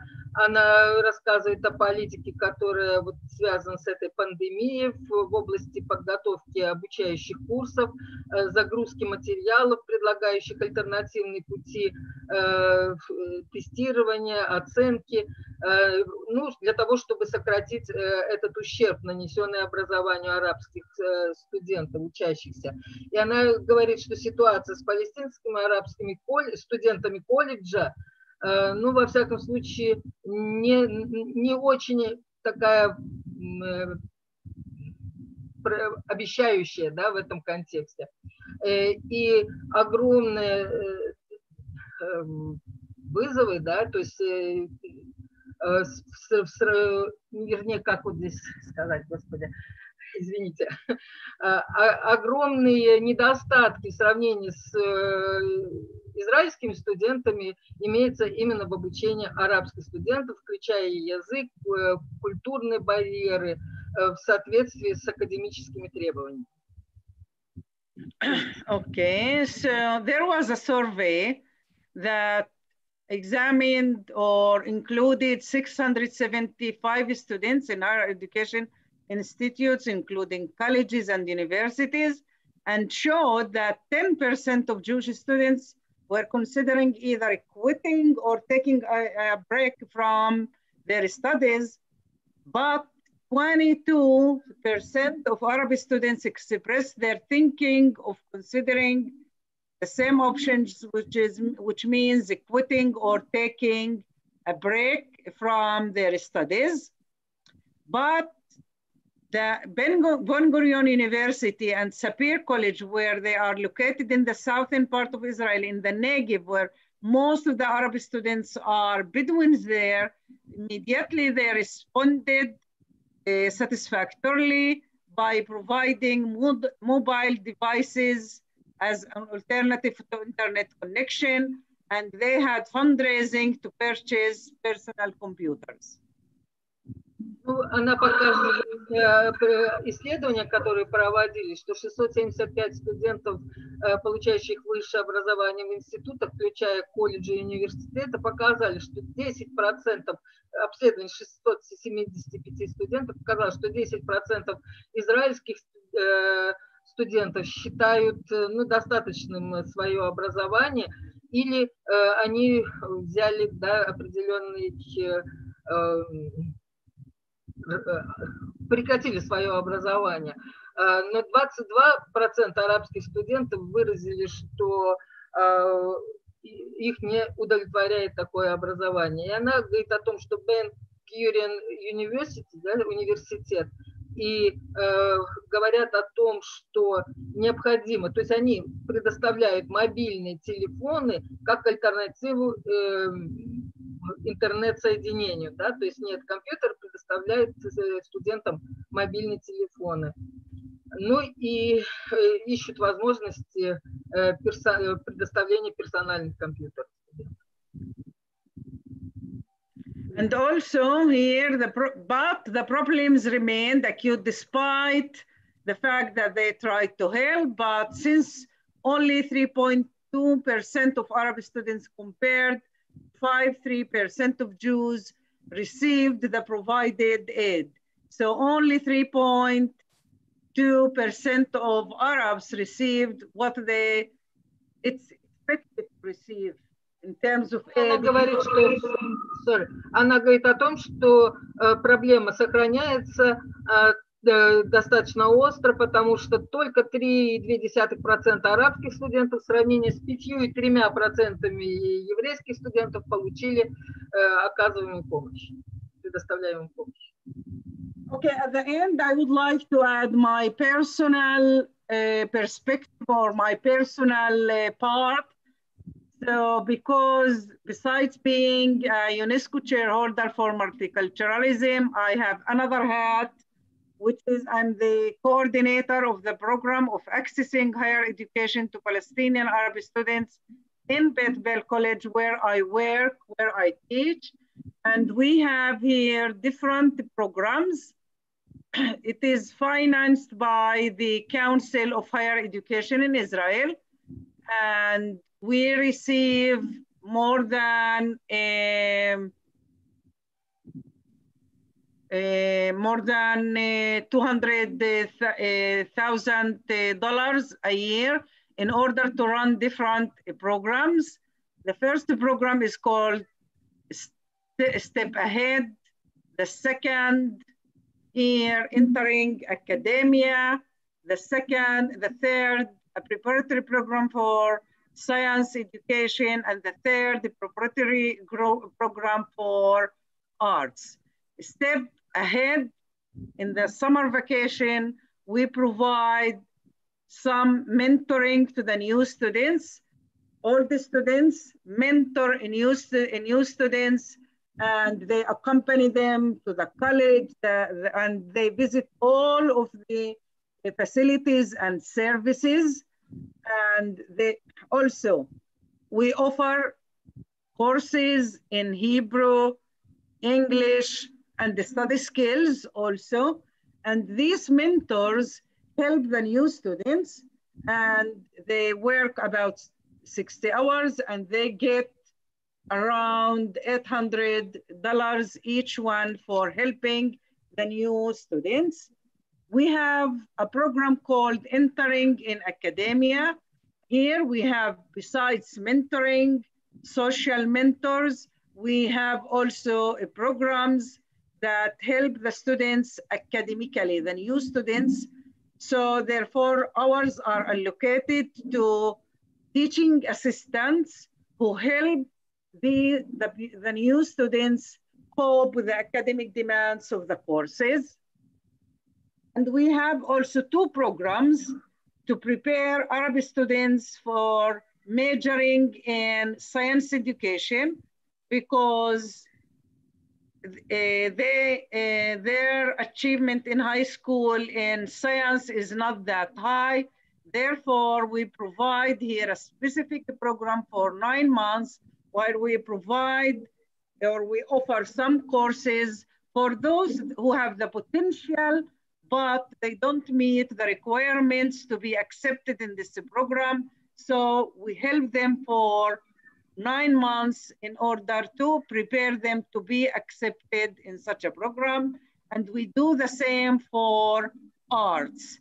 So we help Arabic students to meet the academic requirements of the College of Arts by providing a specific program for 9 months. And we are very successful in this.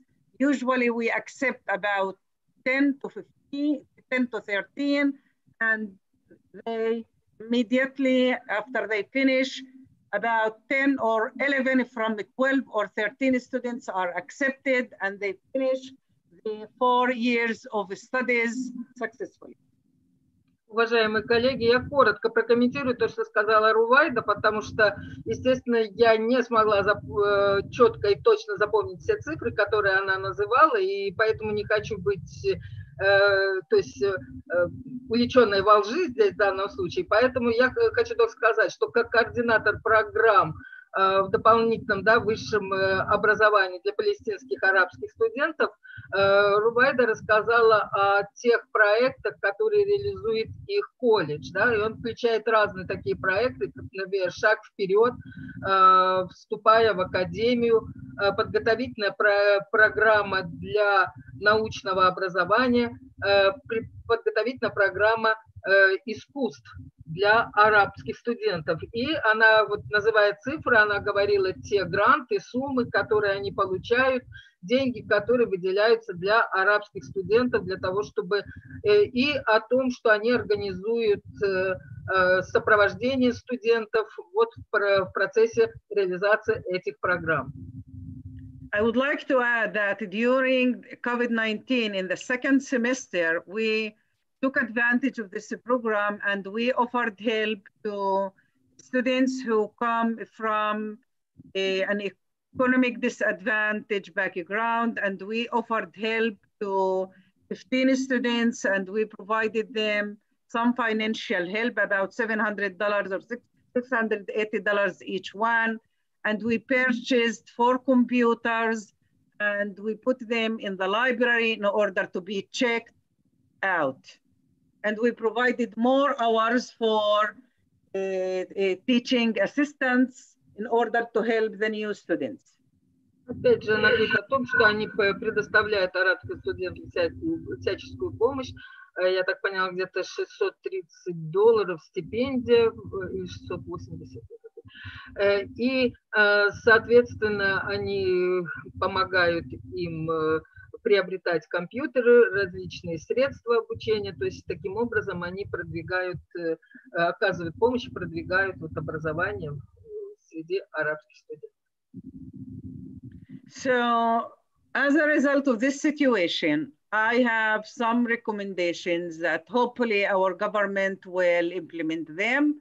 So there is a need for a governmental plan to reduce the gaps between Arab and Jewish education in general in Israel. And there is a need for allocating budgets and assigning hours should be carried out step by step. And also they should involve different agencies that represent Palestinian Arab community or minority in Israel, such as the High Follow-up Committee for Arab Citizens of Israel, the local authorities, and educators in order to meet the needs of this community. Здесь Рувайда говорит о необходимости разработки правительственных планов для того, чтобы и их реализации для сокращения разрыва между арабским и израильским образованием в Израиле. Она говорит, что необходимо концентрировать бюджеты, да, и распределять часы, которые должны реализовываться так шаг за шагом, и включая различные агентства, представляющие палестинское арабское меньшинство в Израиле, такие как High Follow-up, да, комитет за арабских студентов в Израиле, местные власти и образовательные органы образования, необходимо решать вот эту проблему и удовлетворять потребности общин. So, and specifically to facilitate learning during COVID-19, there is a need for uploading all the materials in Arabic, not only some materials, not only in Hebrew, but also in Arabic. Also to uploading the recorded lessons to the educational broadcasting channel via a satellite dish, because TVs and dishes are all in all houses. So if they don't have computers and they cannot afford that, so at least the recorded lessons should be provided for them. Also providing a computer or tablet to each child with a priority to Bedouin kids. And there is a need for providing internet infrastructure for digitizing schools. Ну и вот на этом слайде Рувайда говорит о том, что необходимо перезагружать все материалы, учебные материалы на арабском языке, стоит задача. Дальше стоит задача загружать записанные уроки и различные образовательные программы, каналы через спутниковую связь, предоставлять компьютеры или другие средства для каждого ребенка из меньшинств бедуинских, да, организаций бедуинского народа, и предоставлять интернет-инфраструктуру для нуждающихся школ. And thank you for listening to me, and I will be more than happy to answer your questions. Она благодарит всех за то, что выслушали ее, и говорит о том, что она будет более чем счастлива ответить на ваши вопросы.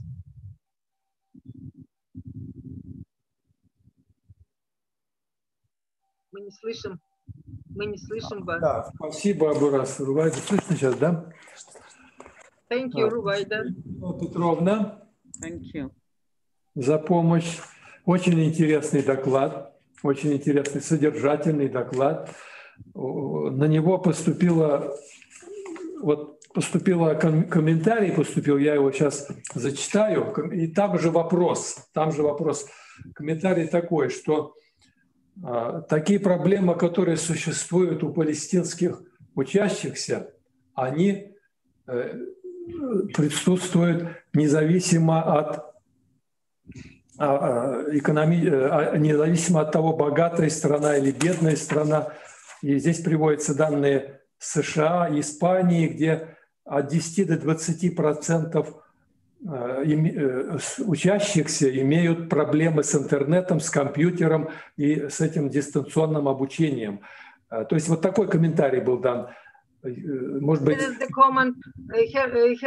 the comment that such problems which exist in Arab students not depend on poorness of the country, because such problems has USA and any other rich country. This is the comment. Здесь же вопрос, значит, Кабурас Рувайда, какое у вас происхождение? Она говорила, что она палестинка. Ну, значит, видимо, не очень. Или раньше вопрос поступил до того, как... Who are you by your nation? I told him that I'm from the beginning. I introduced myself, and I said I'm Palestinian Arab from Israel. I told them, but they didn't mention. Да, она сказала, я в самом начале вам уже говорила о том, что я палестинка из Израиля, арабка, палестинская арабка из Израиля. Люди одновременно на 3 работах, на 3 компьютерах сидят и, видимо, не успевают все прослушать. Спасибо за хороший содержательный доклад. Thank you for very good and very good speech. Thank you. Thanks for listening to me. Thanks. Приглашайте нас. Только откройте границы, и мы к вам приедем. Open your frontiers and we will come to you. More than welcome. Более чем приглашаем вас. Значит, Манько Наталья Николаевна, Вахидова Люция Ванцетовна хотят выступить с докладом «Визуальные дидактические регулятивы». Но, естественно, что женщины у нас всегда стараются выехать за счет мужчин. И вот поэтому придется ВОС этот тяжелый нести одному из авторов, это Штейнбергу Валерию Иммануиловичу, доктору педагогических наук, кандидату технических наук и так далее. Пожалуйста, Валерий Иммануилович, вы вообще на связи с нами, нет? Да, конечно, на связи. Добрый день, коллеги. Ждем. Прошу первый слайд. Значит, тема моего доклада, нашего, вернее, доклада. Так, следующий слайд, пожалуйста. Это конференционная заставочка была. Визуальные дидактические регулятивы – важный инструмент учебной деятельности. Постановка проблемы. Представляю я как заведующий научно-исследовательской лабораторией моделирования визуальных регулятивов логико-смыслового типа, в основе которых логико-смысловое моделирование разработано в 1988 году. Коллеги, озвучивать текст доклада – дело скучное. Вы его можете прочесть, когда будет сборник. Я бы хотел несколько штрихов к докладу прокомментировать, которые бы эту проблему проиллюстрировали и сделали более понятной. Если вы не возражаете, прошу следующий слайд. Значит, если назвать фамилию ученого, который занимался регуляцией учебной деятельности, то кроме Петра Яковлевича Гальперина, 60-е годы, и Талызиной Нины Федоровны вы вряд ли кого-то назовете. Замечательная концепция, которая сегодня, кстати, крупной строкой прошла в докладе Раиля Мирваевича на пленарном заседании, к сожалению, не получила развития по нескольким причинам, но одна из них была объективная. Такие инструменты нельзя представлять в текстовой форме.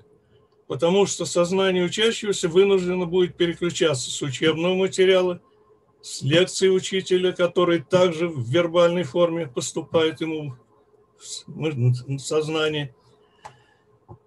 А визуализацией педагоги занялись спустя почти полвека, последние десятилетия буквально. Чтобы подтвердить актуальность проблемы, мы сделали поиск по 3 базам. Первая база – план фундаментальных научных исследований Российской академии образования. По ключевым словам или тегам дидактические регулятивы. Результат поиска в кругляшочке 0%, 0 единиц. То есть наша педагогическая наука эту проблему не видит, не слышит и не занимается ей. Дальше мы сделали поиск по базе Российской научной электронной библиотеки. Из более чем 3 миллионов публикаций мы нашли 11, это были уфимские разработки. И, наконец, мы в интернет запустили ключевые слова «визуальные дидактические регулятивы». 3 страницы были найдены. Из этих 3 страниц все работы Уфимской научной школы. Ну вот вам и, так сказать, объект и предмет нашего исследования. Следующий слайд, пожалуйста. Чем же мы заняты? Значит, в системе средств наглядности самая большая обобщающая группа – это знаково-символические средства, включающие чертежи, графики, формулы, и особую группу с точки зрения проблемы – понятийно-графические средства, которые основаны на 2 элементах – ключевых словах и графике, которые их организуют на плоскости или в пространстве учебного материала. Эти понятийно-графические средства, в свою очередь, включают семантические сети, которые не создавались как дидактические инструменты, фреймы, концепт-карты и, наконец, структурно-логические схемы имеющих движений в педагогике, а также частичная инфографика. Нам за 30 лет работы удалось дополнить эту группу логико-смысловыми моделями и на их основе научиться проектировать и использовать в практике педагогической 2 группы новых средств понятийно-графических: визуальные дидактические регулятивы логико-смыслового типа и визуальный концепт регулятивы. Кстати, они напоминают по названиям концепт графа и концепт карты. Следующий слайд, пожалуйста. В качестве графического компонента нами впервые в педагогике была предложена координатно-матричная структура, которая имеет глубокие генетические корни в культуре различных народов и в современной технике визуализации информации различного назначения. Также можно привести в пример структуры звездных графов. То есть, извините, я вынужден поправляться после ковида легкого. То есть, графический компонент имеет природосообразный, что является важным педагогическим требованием, характер. Для иллюстрации сверху приведено сопоставление структурно-логической схемы, привычной для всех, и координатно-матричной графики. 32 компонента представлены там и там. Как вы считаете, на какой схеме удобнее оперировать этими 32 элементами содержания либо учебного материала, либо учебного процесса? Если не готовы отвечать дальше, просто подумайте, а мы попросим следующий слайд. Итак, перед нами необычный рисунок, 8-координатная модель, которая сопряжена с фразеологизмами педагогов, теми, которые в ходу у них уже не одно десятилетие и почему-то ускользали от внимания педагогических технологов. Они здесь вот приведены, а под ними в скобочках универсальные учебные действия, несложные. Их можно отнести к простейшей группе, нижней по иерархии, которая изложена в ФГОСе, по универсальным учебным действиям, и которые нужно уметь выполнять для построения модели. Удивительное совпадение этих вещей наталкивает на определенные мысли, и мы, ободренные этим совпадением, двинулись в разработку этой проблемы. Следующий слайд, пожалуйста. Значит, сегодня нами отработано 3 применения и выявлены, вернее, 3 функции этих регулятивов. Первое – изучение учебного материала или процесса, его содержания с помощью модели регулятивов, в которой план исследования или учебной познавательной деятельности зафиксирован. Вторая функция – моделирование, обратное, то есть первое – моделирование содержания учебного материала или учебного процесса из текстовой или иной формы в логико-смысловую модель. И третья функция – навигации деятельности по содержанию учебного материала или процесса с помощью модели регулятива. Следующий слайд, пожалуйста. Итак, перед вами пример визуального дидактического регулятива по теме технологии исследования, разработанного для кружка, или вернее студии технического творчества. Это регулятив декомпозиционного типа, где проблема или задача разделяется, декомпозируется на группы.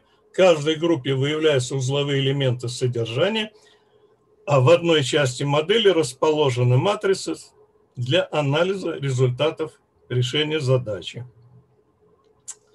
Фактически, любую задачу, которая в кружке ставится руководителем, по этому плану может быть доведена до результатов, которые, в свою очередь, могут быть патентно защищены, опубликованы или презентованы в той или иной форме. Следующий слайд, пожалуйста. Перед нами визуальный концепт-регулятив логико-смыслового типа, который пришлось разработать с появлением компетентного подхода и с некоторым, что ли, смешением понятий, что такое грамотность, компетентность и культура. Очень модным стали диссертации, очень модно стали публикации на тему педагогической культуры, минуя вот эти 2 обязательные ступени, которые в квалификации педагога, в свою очередь, присутствуют. Такой регулятив позволяет проектировать небольшие образовательные системы, разработки, программы, учебные пособия по той или иной специальности. Нами отрабатывалась специальность 08 с участием авторов этой статьи. Следующий слайд, пожалуйста. Такие регулятивы используются в качестве интерактивных интерфейсов, сопряженных с гипертекстовой технологией. Перед нами интерфейс компьютерной обучающей программы, профессиональная самоэффективность педагога, защищенный свидетельством на РИТ.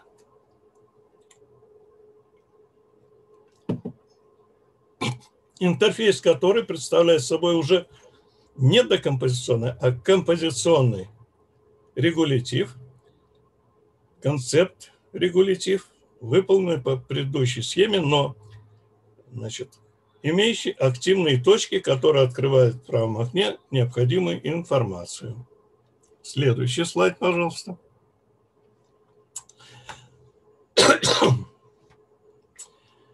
Здесь показана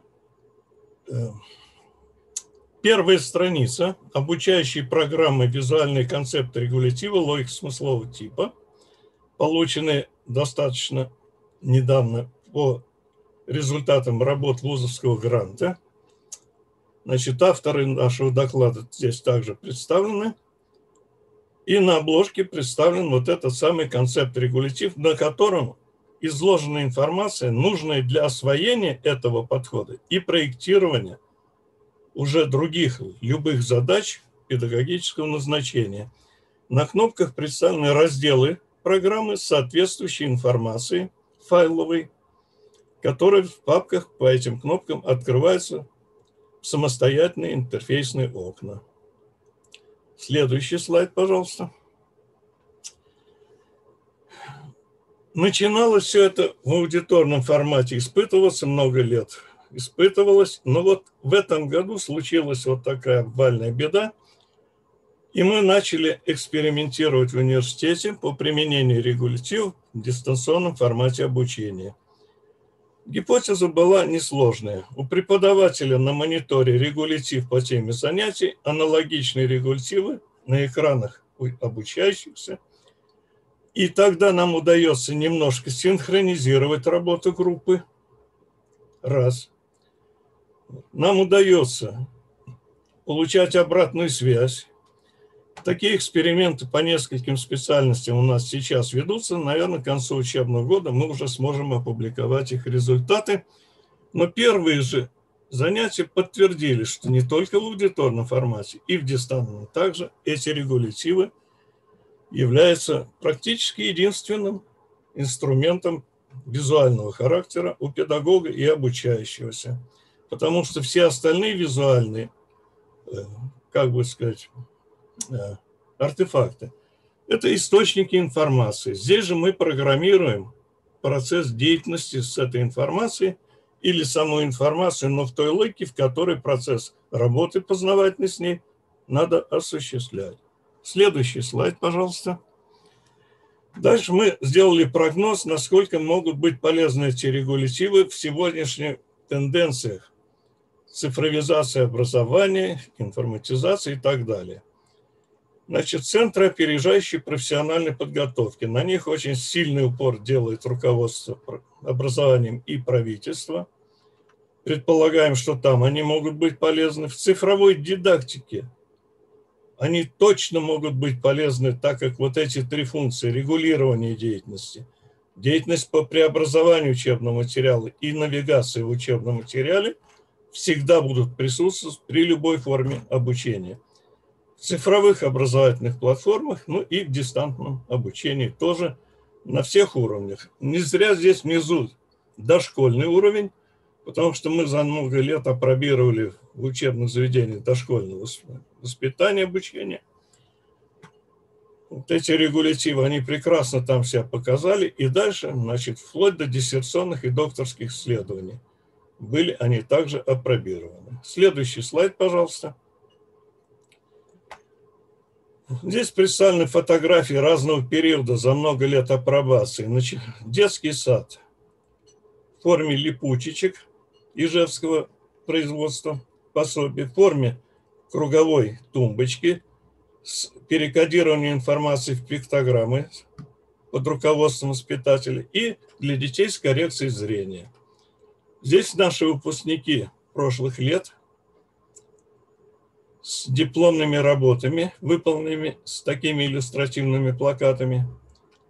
Особая дипломная работа для детей с нарушениями зрения с азбукой Брайля и картонным планшетом с вырезами под пальцы. Следующий плакат, пожалуйста. Вот. Здесь занятия в начальной школе, в старших классах по химии. Значит, это Уфа, тут город Мелеуз. Уже на новых электронных досках с проекторами. Здесь эксперимент в медицинском институте башкирском на кафедре стоматологии и на кафедре внутренних болезней. Это дипломная работа колледжа оформителей художников, бывший 155-й профессиональное училище «Взгляд человека в мир» через дидактику. Здесь топливно-энергетический колледж, занятия по материаловедению. Это все не парадные фотографии, это результаты спроектированных, обкатанных и хорошо показавших себя занятий, длительных нескольких лет апробации. Следующий слайд, пожалуйста. Ну вот мы и возвращаемся к проблеме. Значит, мы видим, что эта задачка непростая, на ней быстро не сделать ни карьеры, ни диссертации. Вот, она потребовала много лет, и именно сегодня с дистанционным образованием, с самообразованием, она становится очень жгучей, актуальной Вот. И нам предстоит продолжать усилия и работу по этому направлению. Спасибо за внимание, коллеги. Доклад окончен. Надеюсь, я в регламент уложился, в отличие от нашего модератора. Спасибо, Валерий Манилович. Спасибо. Значит, очень содержательный доклад, самое главное, красивый. Есть на что, как говорится, посмотреть, полюбоваться. Кстати, поступил один комментарий, Так. Я зачитаю. Они ученость свою показать хотят, поэтому говорят про непонятное. Но это такой комментарий. Есть и вопрос, кстати. Можно ремарочку под этот комментарий? Но это не мой комментарий. Неважно. Я не знаю, чей. Пожалуйста. Там был показан детский сад, и не один. В этом детском саду вопросов про ученость почему-то не возникало ни у воспитателей, ни у детей. Ремарка закончена. Спасибо, Валерий Ильич, я тогда понял. То есть теперь будет выстраиваться очередь к вам на обучение, чтобы вот это красивое стало доступным. А вопрос такой поступил. На развитие каких личных качеств влияет использование вашей технологии в процессе обучения? Вот такой вопрос. Эта технология влияет на развитие самого важного качества, необходимого обучающемуся или самообучающемуся. Значит, есть две линии обучения. Метод перебора или пробы ошибок, так сказать, творческий метод, когда человек самостоятельно что-то пытается изучить. А результаты могут быть в очень широком спектре разброса. И второй метод, жесткий, диалектически полярный, это по алгоритму жесткому. Этот метод пригоден для особых специальностей. Операторов военной техники, например, водителей техники. Обучающиеся же должны иметь в голове модель выполнения познавательной деятельности. Устойчивой, приводящей к хорошим результатам, как правило. И формировать такую модель только поучениями учителя вербальными задача практически очень трудная. С помощью таких визуальных средств нам удается такую модель познавательной деятельности сформировать. Как всегда, ваше выступление – это блеск, как говорили некоторые персонажи, да? Еще одна маленькая ремарка. Значит, если зайти в интернет с ключевыми словами логика смысловой модели, можно увидеть, что эта ученая сложность почему-то очень активно используется педагогами не только нашей республики, а в многих городах страны, и за рубежом, и в Казахстане, и в Беларуси. Поэтому первое впечатление, может быть, вызвало какое-то опасение, может быть, испуг, но на самом деле эта штука востребована весьма. Хорошо, тем более, что, Валерий Иванович, у вас, как я уже сказал, очень все красиво представлено. Это само по себе должно послужить притягательной силой для того, чтобы были мотивационные таким фактором, чтобы изучать вашу технологию. Спасибо. Уважаемый модератор, а теперь ремарка по поводу только что вами сказанного. Это не красивость вовсе. Это специальная, продуманная, визуальная форма подачи важной научной информации, чтобы восприятие ее было эффективным и комфортным. Спасибо, Валерий Иванович. Значит, я, как модератор, хотел бы напомнить, что у нас регламент. Нам нужно до 5 часов, до 17 уфимского времени закончить. И объявляю следующего докладчика. Аминов Тахир Мажитович, доктор педагогических наук, профессор БГПУ. Тема доклада «Историко-педагогические школы современной России». Просьба соблюдать регламент. Спасибо. Добрый день, уважаемые коллеги. Я очень рад вас всех видеть, слышать. Мы говорим о больных местах или о больных проблемах образования. Даже сегодняшняя тема дистанционного образования, обучения, она тоже воспринимается неоднозначно. Там есть свои позитивные элементы, есть много негативных элементов. Виктор Николаевич, в вашем докладе это было хорошо видно. Я хочу, как историк педагогики, сказать больше. Дело в том, что вот, китайцы говорят, у них есть такая поговорка, если кому-то хотят пожелать плохого, они говорят: жить тебе в эпоху перемен. Вот наша система образования уже 30 лет живет вот в эту эпоху перемен. Каждое десятилетие вот этих последних 30 лет, оно приносило десятки, может быть, даже больше разных всяких элементов реформирования системы образования. Мы меняем. Меняем отдельные элементы, меняем какие-то отдельные формы, меняем какие-то программы и так далее, и так далее, и так далее. Но как историк хочу сказать, что надо посмотреть на все изменения вот в целом. Дело в том, что результаты вот этих реформ и реформочек, я бы так бы сказал бы, эти результаты, они не говорят о том, что мы идем, скажем, развиваем систему образования и кардинально, принципиально, эффективно меняемся. Некоторые показатели говорят, что мы даже, скажем, снижаем какие-то планки нашего образовательного уровня. Ну, сегодня только самый ленивый не ругает систему образования, но, тем не менее, вот посмотрите, исследования последнего десятилетия, именно десятилетия, педагогические, социологические исследования говорят о том, что большинство преподавателей школ, большинство преподавателей, причем это большинство, Виктор Николаевич, вот у вас там цифры звучали, вы говорили около 50, говорили большинство. Здесь 80% педагогов вузов и педагогов школ отрицательно относятся к тому, что происходит в школе или в вузовской системе. И сегодняшние термины, которые применяются к системе образования, это кризис, упадок, застой и так далее. Ну, приведу одну из цитат депутата Государственной Думы, доктора философских наук Смолина, который давеча говорил, что действующая образовательная политика с ее тестовой системой и философией мертвого бюрократического образования способна запросто превратить человека в обезьяну.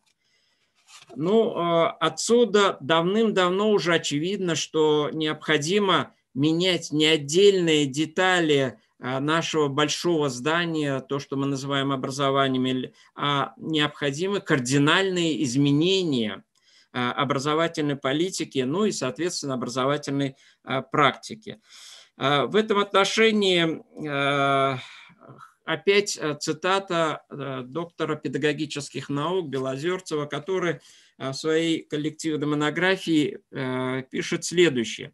Педагогическая наука и образовательная практика, которые не всегда находились в ладу, но в главном существенном соответствовали истории и культуре нашего государства, учитывали ментальность нашего народа, что и позволило мировой общественности признать советскую систему образования наиболее эффективной. Одним из механизмов реформирования современной системы образования нам видится в изменении принципов организации вузовской науки. Известно, что в определенное время, ну, в первую очередь в советское время, вузовская наука была одним из основных факторов обогащения, развития не только отечественной, но и мировой науки. И в этом отношении большую роль играли научные школы. И вот мы хотим обратить внимание на научные школы, которые на сегодняшний день зарекомендовали себя. Ну вот на слайде есть, если можно включить слайд, да, вот есть определение научной школы, мы его не будем зачитывать. Пожалуйста, второй слайд. Следующий слайд, пожалуйста. Мы затронем только одну из научных, историко-педагогических школ. Их очень много. в современной России. Но затронем одну историко-педагогическую школу. Руководит этой школой Михаил Викторович Богуславский. Формально, и Михаил Викторович об этом сам говорил, о том, что школа как бы сегодня состоит из 3 ступеней, то есть из 3 поколений тех, которые создавали школу. Это Константинов, Равкин и Богуславский. Но сам Михаил Викторович говорит, что вот их историко-педагогическая школа была еще больше, еще дольше развивалась, и начиналась она еще с известного выдающегося историка Ключевского, и его последователем, одним из учеников был Готье, чьим учеников был Константинов. Пожалуйста, следующий слайд. Вот основатели школы, той школы, о которой мы сегодня говорим, это Константинов Николай Александрович и Равкин Захар Ильич. Скажу только несколько фактов вот об основателях этой историко-педагогической школы. Константинов Николай Александрович, историк педагогики еще дореволюционной России, дальше продолжавший свою научную деятельность, один из соавторов учебника истории педагогики, уважаемые коллеги, которая была опубликована в 1956 году, то есть в середине 20 века, публикует вузовский учебник, который, обратите внимание, пережил 18 переизданий. И я очень благодарен этому учебнику, потому что, наверное, уже тогда, будучи историком, я учился в нашем педагогическом тогда институте, на историческом факультете, тогда я увлекся историей и педагогикой именно благодаря этому учебнику, потому что да, последнее переиздание этого учебника было в 1983 году. Как раз тот год, когда я поступил учиться. Но вопрос не в этом. Вопрос в том, что я и сегодня предлагаю современным студентам при изучении нашего предмета истории педагогики, предлагаю этот учебник, потому что наряду с другими учебниками, которые сегодня есть, этот учебник системный, и там история педагогики России и всего мира, она представлена в определенной системе. Там нет нагромождения фактов, там очень красиво подан, интересно подан материал. И вот если из этого материала убрать идеологию советского периода, хотя от этого не уйдешь, но тем не менее этот учебник передает достаточно хорошо, в системе передает всемирный историко-педагогический процесс. Преемником Николая Александровича становится Захар Ильич Равкин, академик раввин, ученый, который очень увлекался историей советской и российской педагогики, методолог истории педагогики, заложивший многие методологические основы историко-педагогических исследований. Ну, например, такой в истории педагогики разработанный цивилизационные и парадигмальные подходы. Это был его личный вклад в историю педагогики, в историко-педагогическую науку. Одним из его практических проявлений его деятельности это было создание научного совета по проблемам истории образования и педагогической науки в российской системе образования. Да? И, естественно, их преемником дальше идет один из известных историков педагогики у нас в России и в целом в историко-педагогической мировой науке. Это Богуславский Михаил Викторович. Пожалуйста, следующий слайд. Здесь только фотографии. Вот он. Человек, который с начала 20 века, ну, конкретно с 2003 года, становится лидером рассматриваемой научной школы.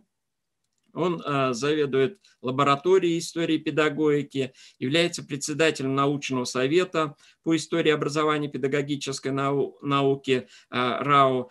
Ну и так далее, и так далее. У него очень много регалий. Это член-корреспондент Академии РАО. Да? Человек, написавший достаточно много монографий, ну, член коллективных монографий, руководитель научной школы. Научная любовь Михаила Викторовича – это всемирный историко-педагогический процесс и ее составляющая отечественная история педагогики и образования. Им разработан комплекс методологических подходов историко-педагогического исследования. Он предлагает технологию осуществления эксперимента на историко-педагогическом материале. Вот интересная, одна из новых, скажем, разработок именно строительство эксперимента, современных психолого-педагогических экспериментов на основе историко-педагогических исследований.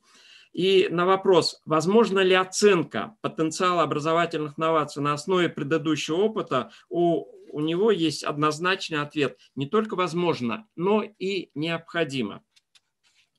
Но одно из самых крупных, конечно, его вкладов в науку, создание и продолжение вот этой историко-педагогической школы.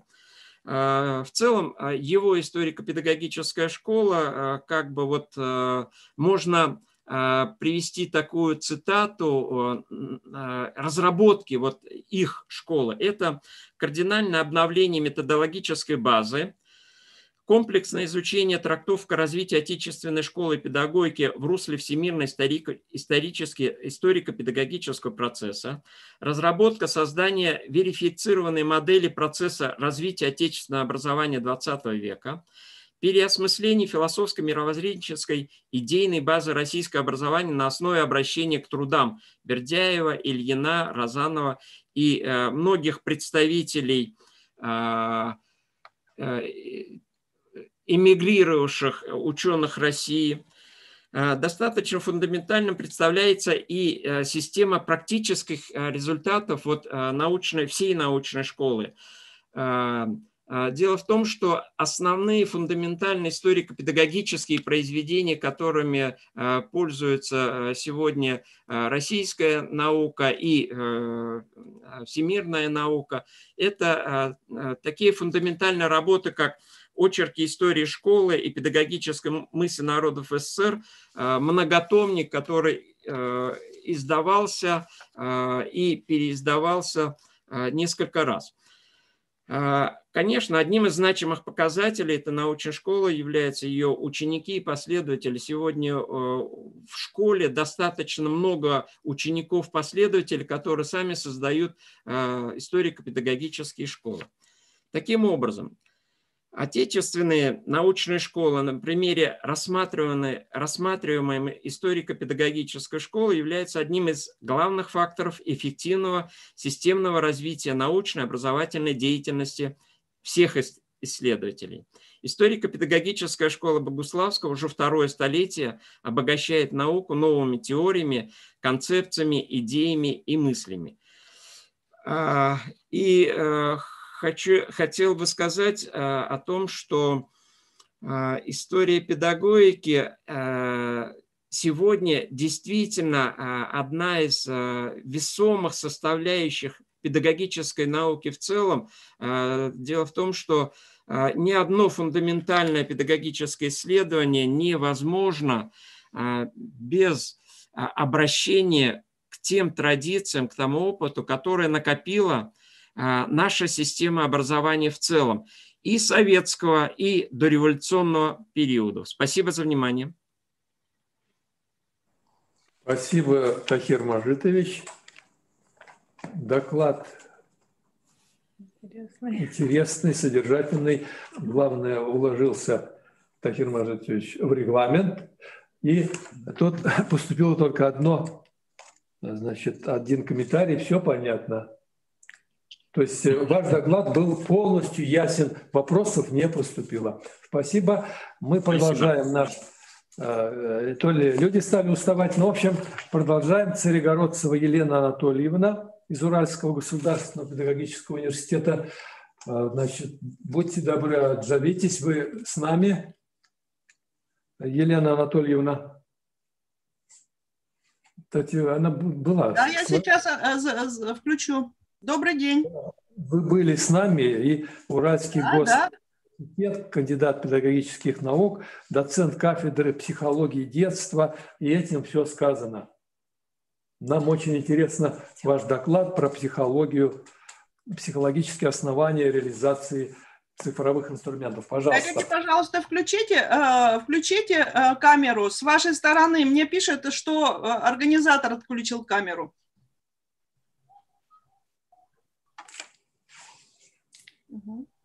Все нормально? Слышно ли меня? Мы вас прекрасно слышим. Вас прекрасно слышим. Мы Елена Анатольевна, уложиться в регламент. Да, я уложусь в регламент. Добрый день. Уральский государственный педагогический университет, кафедра педагогики, Институт педагогики и психологии детства. Я слушала очень интересные доклады системных изменений, связанных с цифровым образованием. И были такие интересные практические, научно-практические результаты реализации особых технологий по обучению студентов. Мне бы хотелось предложить буквально в нескольких, ну так скажем, тезисах проблемы формирования психологических оснований. Сегодня много предложили социальных оснований, социологических оснований, предложили, коснулись социально-психологических оснований. Мне бы хотелось сегодня предложить буквально результаты исследования и уже результаты практической деятельности со студентов, которые не просто получают профессиональную деятельность, осваивают профессиональную деятельность, а они еще будут не только работать в цифровом пространстве, они будут учить еще детей дошкольного и младшего школьного возраста в условиях цифрового образования, потому что так или иначе цифровое образование вошло не только в жизнь университетов, высшего образования или среднего образования профессионального. Также это не только коснулось, но и погрузило всю начальную школу, как и дошкольное образование, в осуществление образовательной деятельности. Мне бы хотелось обозначить, что сегодня важно не только научить студентов.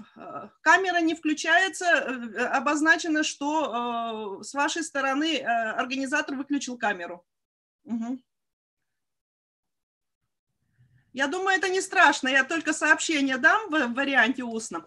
Значит, хотелось бы обозначить, что сегодня важно не только погрузить студентов и сформировать у них научно-практические умения в области профессиональной деятельности, но и их научить, чтобы они могли грамотно, профессионально, на уровне компетенций, обозначенных в профессиональном стандарте, действовать, взаимодействовать с детьми младшего школьного возраста и дошкольного возраста.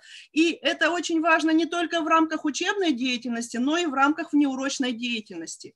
И, конечно, сегодня можно отметить, что большинство педагогов уже не только освоили цифровые инструменты, цифровые инструменты, то есть действия на многих цифровых платформах, умение осуществлять взаимодействие с детьми и с родителями в мессенджерах, умение использовать цифровые видеокамеры, интерактивные доски и другие интерактивные средства. Но, как показала практика, конечно, коллеги сегодня, учителя начальных классов, так и коллеги основной школы, педагоги дошкольных учреждений, так и будущие педагоги, кто обучается в рамках профессионального образования, освоили цифровые инструменты. К сожалению, объяснить, уточнить или обосновать выбор тех или иных форм методов и приемов использования цифровых инструментов на сегодняшний день не совсем могут.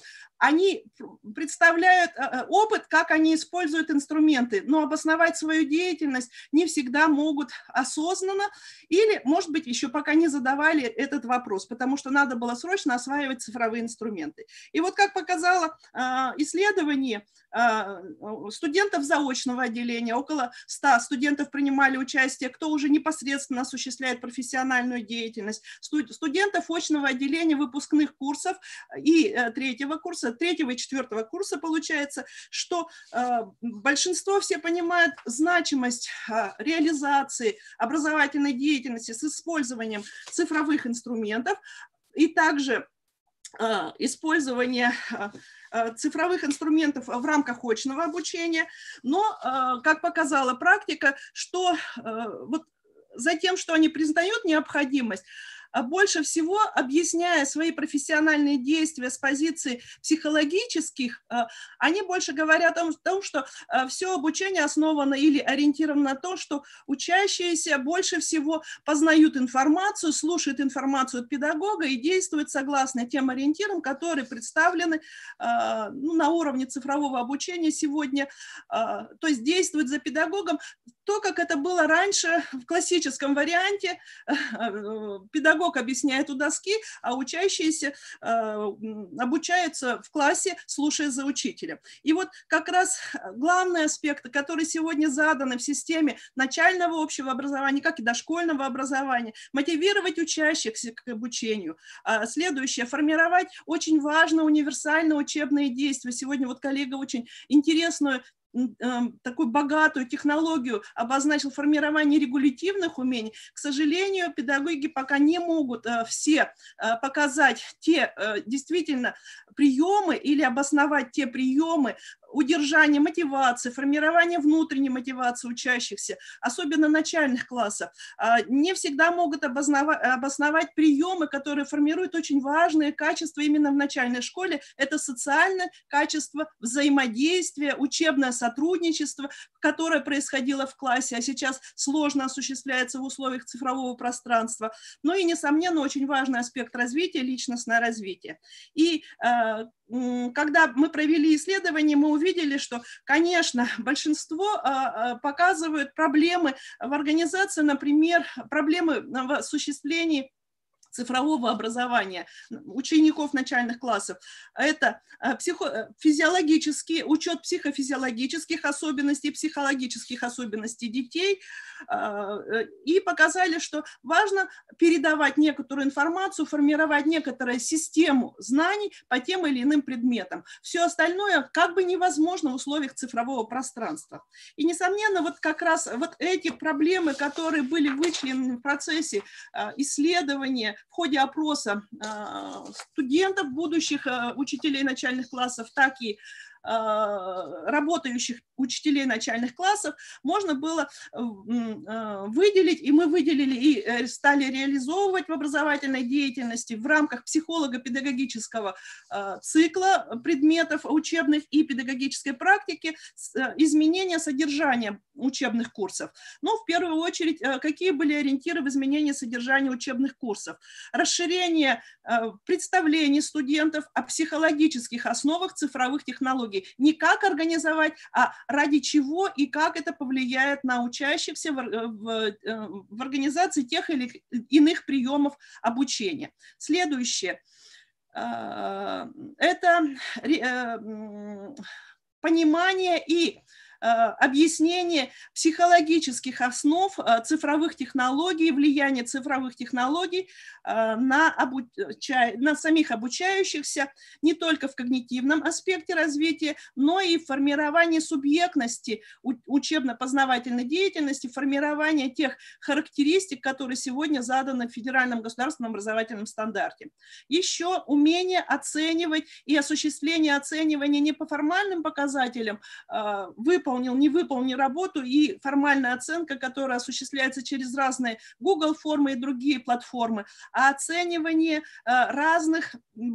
использование разных вариантов оценивания, что будет влиять на развивающие воспитательные эффекты начального общего образования. Ну и также умение прогнозировать, проектировать, самостоятельно осуществлять формирование универсальных учебных действий у младших школьников через использование цифровых инструментов как в условиях дистантного обучения, так и в условиях непосредственно взаимодействия в классе. Ну и в целом, вот некоторые ориентиры мы показали, мы продолжаем работу эту осуществлять вместе с студентами и создаем некоторые такие методические проекты, как правильно, как лучше всего организовать с учетом психофизиологических, психологических оснований, особенностей младших школьников. Все, я закончила. Анатольевна, поступил один вопрос. Я так, видимо, это кто-то из ваших коллег, судя по вопросу. Решаете ли вы в своем вузе психологические проблемы студентов? Несомненно, это тоже очень важно сегодня. Я слышала, что коллеги сегодня коснулись этого вопроса, что всем нелегко в условиях цифрового образования, и студентам, и педагогам, и, несомненно, и руководителям образовательной организации. Я говорю о университете, по организации всего этого, ну, так скажем, обучения, образования. Но, конечно, в первую очередь мы должны задумываться, как учителя о учениках, как им нелегко, так и мы задумываться, как нелегко студентам, и продумывать все детали, как давать задания, и как это будет влиять не только на когнитивную составляющую освоения содержания учебного предмета, но и на другие личностно-профессиональные качества. Сегодня коллеги говорили об этом. И не только личностно-профессиональная, а ценностная, мотивационная составляющая развития педагогов. Спасибо, Елена Анатольевна. Спасибо. Вот я должен все-таки зачитать после уже того, как закончилось выступление Тахира Мажитовича, поступил отзыв. Спасибо за выступление. Очень неожиданно было услышать на секции по проблемам информационных технологий доклад по истории педагогики, да еще по научной школе, который имею смелость себя относить. Это отзыв от Татьяны Сергеевны Дороховой.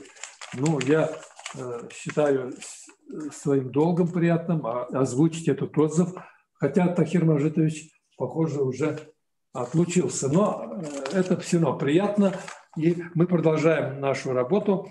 Кто следующий? Да. Следующий наш докладчик – это Елена Лазаревна Гусейнова, кандидат педагогических наук, доцент из города Октябрьского и в то же время нефтяного университета, я так понял, одновременно, да? Да, здравствуйте.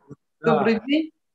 Будьте добры, значит, в рамках нашего регламента сами назовите свой доклад, тему, и мы рады вас послушать, тем более из очень далекого города Октябрьский.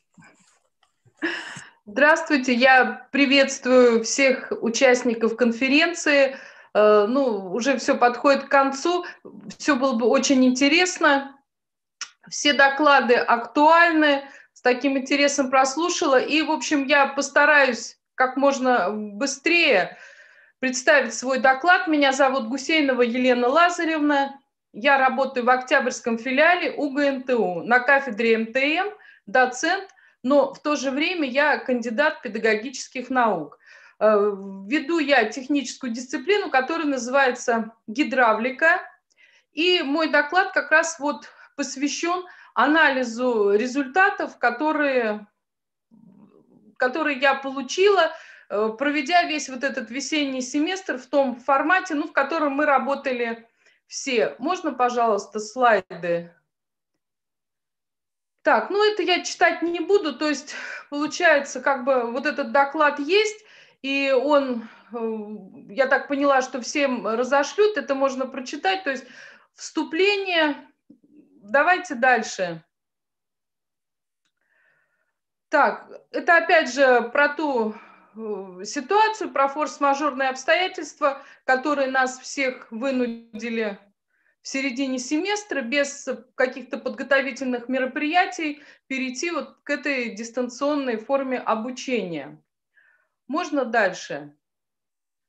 Ну, что я хотела сказать? То, что вообще для УГНТУ и для Октябрьского филиала дистанционное обучение не являлось чем-то новым, поскольку в УГНТУ дистанционная форма обучения, она уже давно применяется. Ну, если говорить именно об Октябрьском филиале, то с 2010 года эта форма внедряется, причем перед тем, как начать внедрять и развивать эту форму обучения, основной состав профессорско-преподавательского состава прошел обучение. И все вот эти вот 10 лет, можно следующий слайд?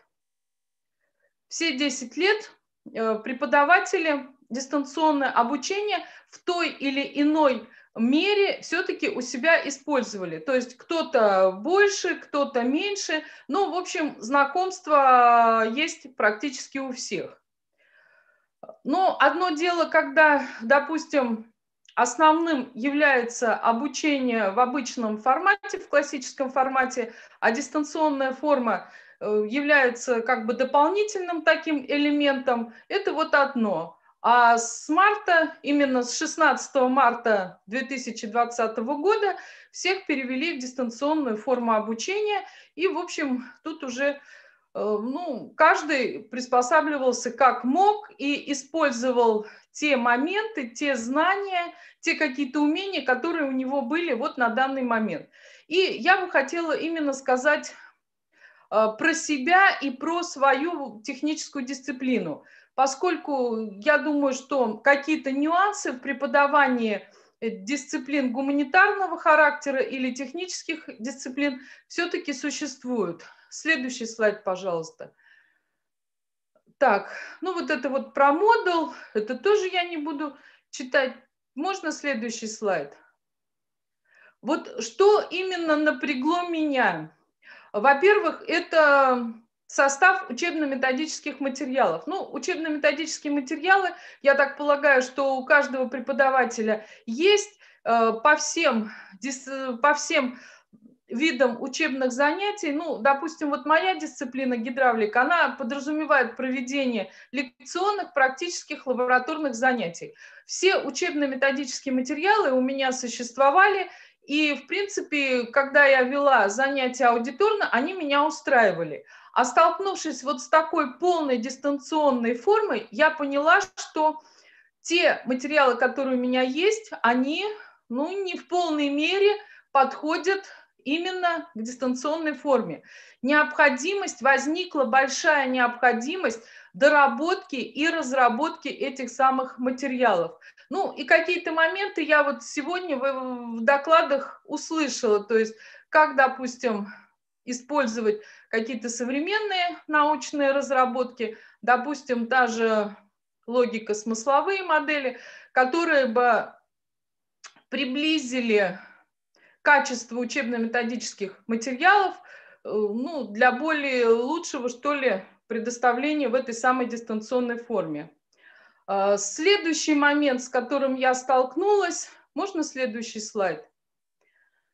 Это проведение или оценивание результатов работы студентов. То есть, опять же, поскольку мы привыкли в большей степени к традиционной такой сдаче экзаменов и зачетов, когда студенты присутствуют в аудитории, когда им задаются вопросы, и в беседе уже можно понять, знает человек или нет. Но вот в дистанционной форме это создало дополнительные трудности, потому что студенты, в какой-то мере они имели даже возможность, допустим, куда-то подглядывать, еще что-то. В общем, опять же, то есть я поняла, что в этом плане либо тестовую какую-то базу нужно, опять же, разрабатывать, дополнять, продумывать, либо форму вот этих вот, что-то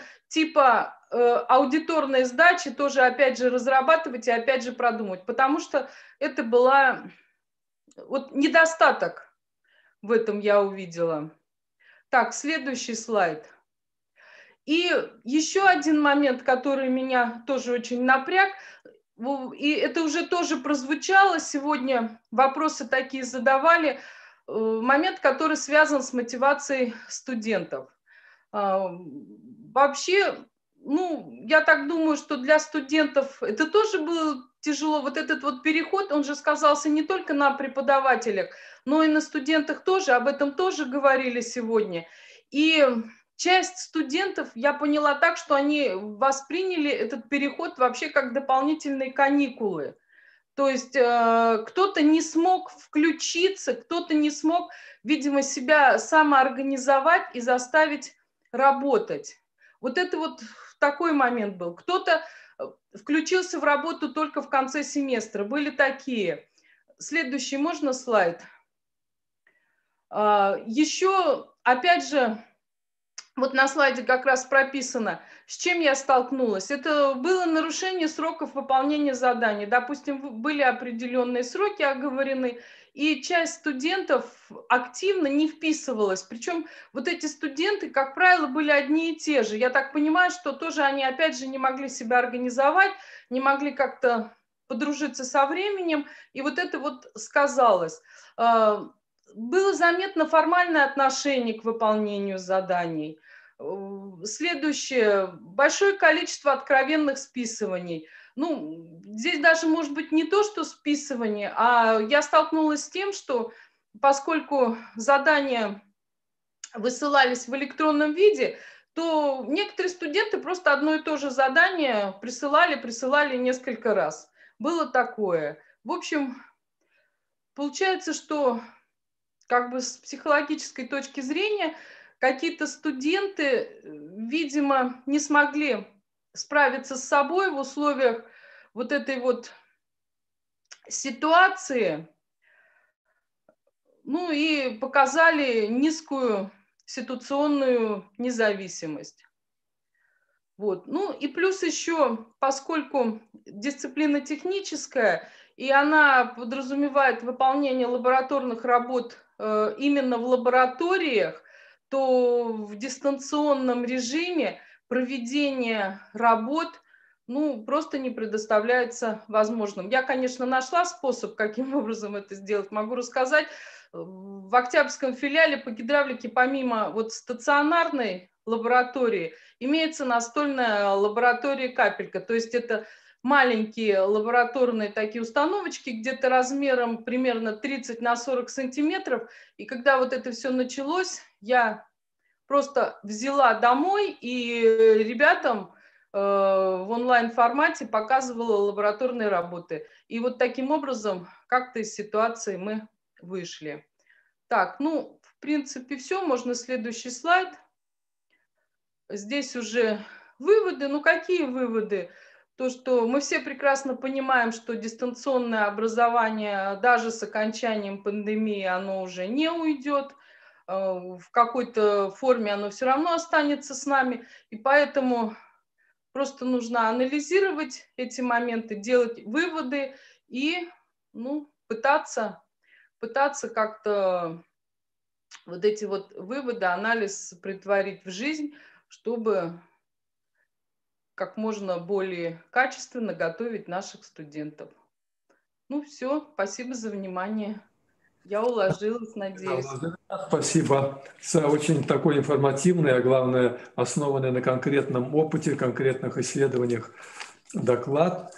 Здесь поступил один вопрос, такой весьма какой-то интересный, может быть, даже провокационный, что ли. Готовы ли полностью вернуться в режим аудиторных занятий?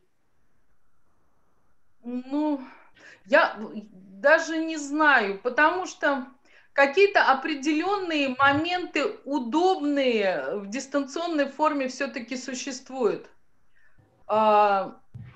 Со студентами, во-первых, заниматься приятнее, во-вторых, обучение проходит более продуктивно. Ну, я даже не знаю, вот я не знаю, что сказать.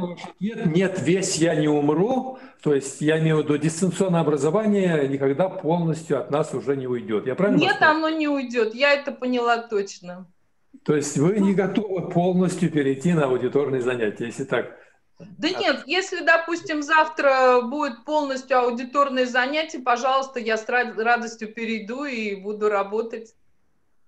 Хорошо. Просто я реально смотрю на жизнь Стараюсь, Да. во всяком случае. Хорошо, спасибо, Елена Зазаревна. Почаще к нам приезжайте. Значит, сокращайте расстояние, которое между нами существует. И, ну, сейчас расстояние для нас вообще ничто не значит. Спасибо.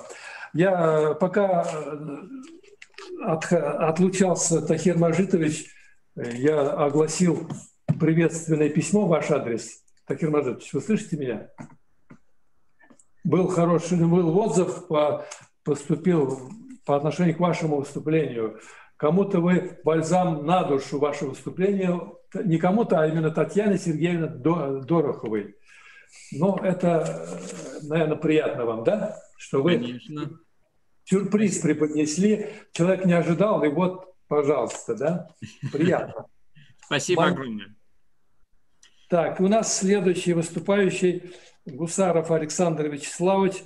У него сообщение: кандидат технических наук, УГАТУ, начальник отдела электронного образования, расскажет об отношении студентов технического университета к дистанционному образованию. Пожалуйста, Александр Вячеславович. Спасибо. Добрый день, коллеги. Если можно, сразу перейдем к сути сообщения. Значит, тяжело мне говорить о том, что было сказано в работе этой секции, но тем не менее у меня есть интересный материал, и совместно с моим содокладчиком мы решили вынести его вот на обсуждение, если оно возникнет.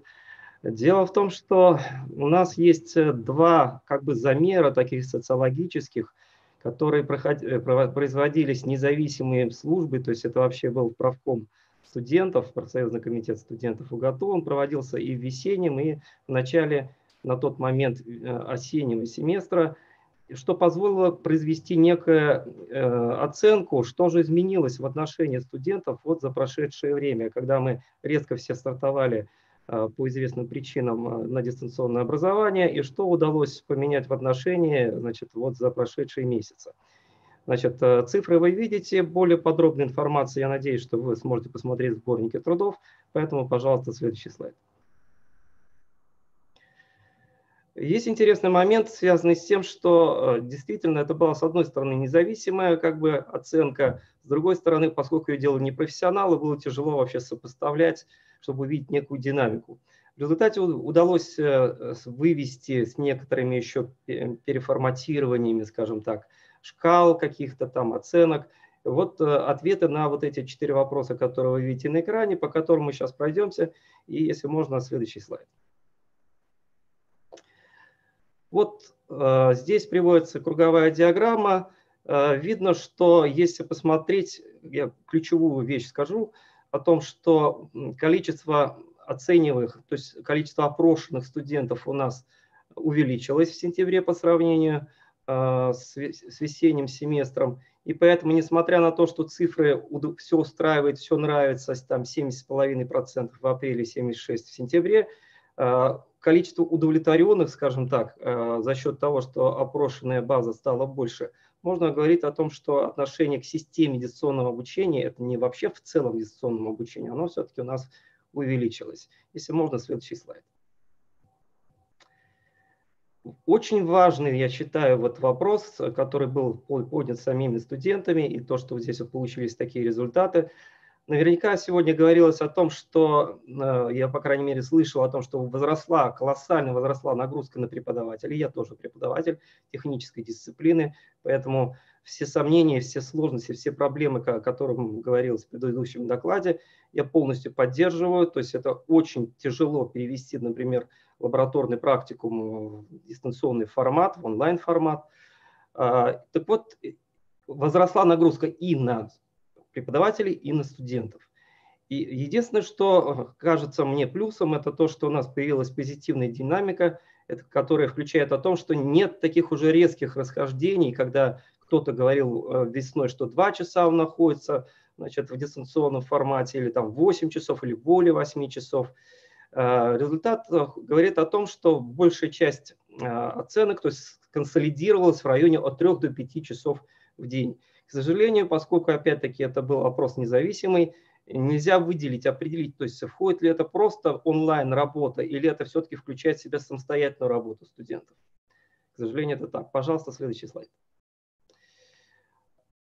Есть одна еще из оценок, это, причем дальше мы будем об этом говорить, или можно потом посмотреть в сборнике трудов, о сумбурности перехода нашего университета, но он оказался не единственным, это вообще общемировая практика, потому что некая сумбурность существует.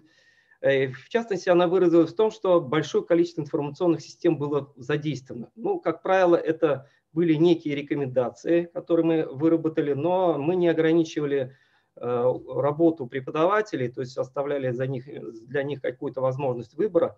И вот результат такой, что у нас было 11 информационных систем разных. Соответственно, у каждого преподавателя были свои любимчики. Это все переносилось на студентов. И, соответственно, оценки загруженности студентами использования тех или иных программных решений тоже было увеличено. Хотелось бы просто показать о том, что уже по результатам сентябрьского опроса мы перешли все-таки в лидеры. Это у нас ушли, электронная почта ушли мессенджеры, все-таки перешли на систему дистанционного обучения, это 71%, и, значит, 2 системы видеоконференц-связи. Пожалуйста, следующий слайд. Отрадно было заметить, что под первый шок, который был все-таки экстренного перехода в весеннем семестре, он прошел. И в осеннем семестре преподаватели все стали больше применять онлайн-формат в виде онлайн-лекций, использования видеоконференц-связи, использования средств СДО. Мы с вами, вот цифры здесь они приводятся. Тем не менее, поскольку опрос опять-таки был недостаточно корректно сформирован, получилось так, что и почту электронную, и, значит, использование СДО разделить невозможно по результатам этого вопроса. И получилось, что это как бы 3-е место, 75%. Спасибо. Можно следующий слайд. Я не буду озвучивать эти выводы, поскольку по каждому слайду я, в общем-то, дал некую оценку. И давайте перейдем, как смотрится УГАТУ на фоне других вузов. Можно, пожалуйста, следующий слайд. Значит, это рейтинговое агентство RAEX. Ссылки можно найти в списке литературы, в списке трудов. Значит, что здесь было, что произошло? Ну, 6 тысяч студентов из 153 вузов России. Ну, вот у нас так получилось, если просуммировать 2 цифры, которые были, значит, весной и осенью, мы фактически выходим на ту же самую цифру, только вот в пределах одного вуза, зато в динамике. Значит, что пишется? Что да, 65% студентов вузов России, тех, которые были опрошены, они удовлетворены дистанционным обучением.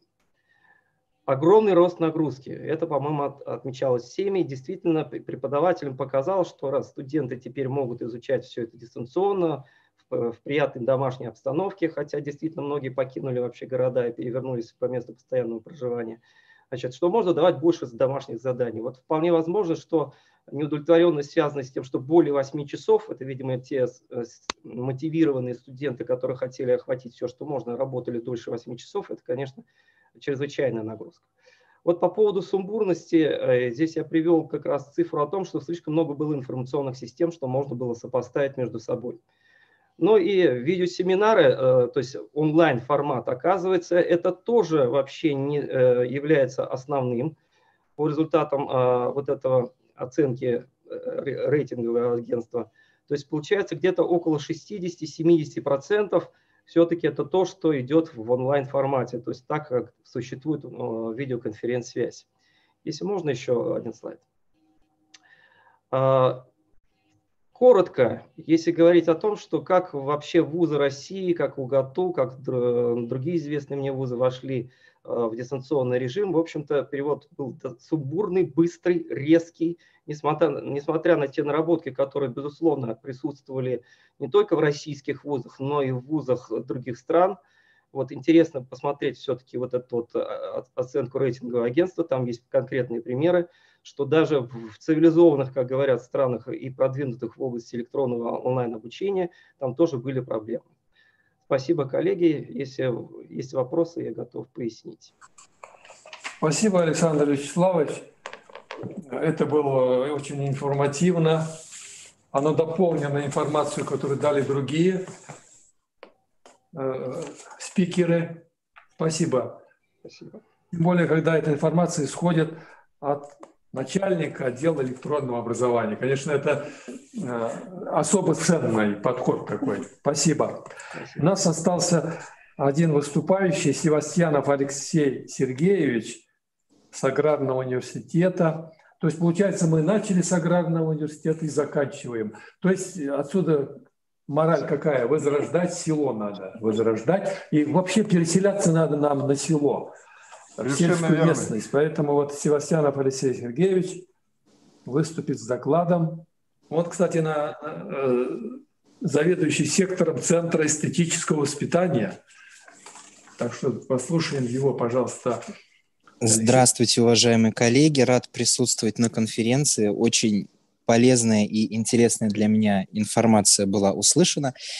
И мы много говорили о том, что действительно распространение коронавирусной инфекции повлияли на нашу работу, на наши методы работы, но одна немаловажная часть педагогического процесса остается все еще мало вовлеченной в эту систему, и я имею в виду именно воспитательную работу. Прошу следующий слайд.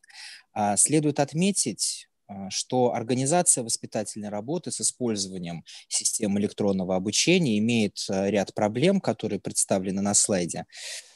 Я думаю, вы с ними ознакомитесь, но, тем не менее, несмотря на эти проблемы, которые, кстати говоря, можно, в принципе, преодолеть, нельзя недооценивать дистанционную форму воспитательной работы. И в качестве средства организации оснащения воспитательной работы следует рассматривать современные компьютерные технологии.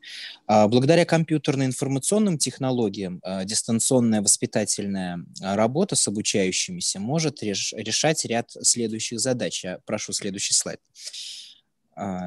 Здесь я немного поясню. Значит, индивидуализация, то есть для каждого обучающегося может быть составлен индивидуальный план работы с учетом личностных особенностей и способностей, потребностей и интересов. Ну, могу привести сразу пример. Допустим, у нас действует совет культургов в университете, и если раньше была проблема, некоторая проблема с собранием стопроцентным, то сейчас мы посредством того же самого Zoom или Google Meet можем выбрать наиболее удобное для нас всех время и обсудить наиболее важные вопросы, которые требуют решения в культурно-творческой сфере. Следующее – это обеспечение более личного контакта с учениками. Вот согласно статистическим данным, сегодняшняя молодежь, почти не имея запретов и ограничений для интернет-серфинга, и по результатам исследований 45% проводят онлайн от 1 до 4 часов в день, а 39% более 4 часов в день. И, исходя из этого, переход общения педагога с обучающимся на дистанционный формат способен повысить уровень расположения обучающихся к педагогам и улучшить коммуникативную связь между ними. Ну и, конечно, это привлечение сторонних участников воспитательного процесса. В частности, это касается тех специалистов или интересных личностей, которые находятся на отдалении. Здесь в качестве примера могу привести недавно проходивший у нас заочный конкурс чтецов. И в качестве одного из экспертов и членов жюри мы пригласили преподавателя из Челябинского института культуры, что, конечно же, повысило интерес участников конкурса. В связи со сложившейся в мире и в нашей стране эпидемиологической обстановкой и введением карантинных мер, многие запланированные и начатые уже проекты пришлось адаптировать под условия дистанционного обучения. Большинство мероприятий удалось адаптировать под режим удаленной работы за счет применения современных технологий. На период карантина пришлось, к сожалению, полностью отказаться от проведения культурно-массовых мероприятий в привычном формате, это то есть концерты, спектакли и личные встречи. Прошу следующий слайд. Тогда педагоги, организаторы культурно-массовых мероприятий прибегли к компьютерно-информационным технологиям, организовав работу следующим образом. Но здесь, конечно, есть пункты, касающиеся в принципе образования. Это проведение онлайн-консультаций студентов с преподавателями, кураторами группы и психологами вузов. Это создание электронных библиотек для подготовки к интернет-конференциям, дискуссий, круглых столов.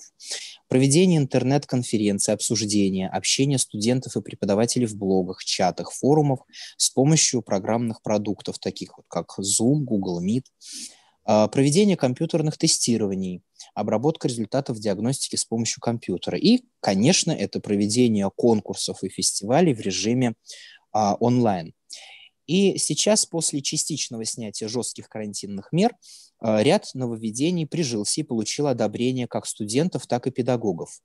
В настоящий момент мы имеем возможность информационного сопровождения посредством онлайн-трансляции проводимых в ВУЗе мероприятий.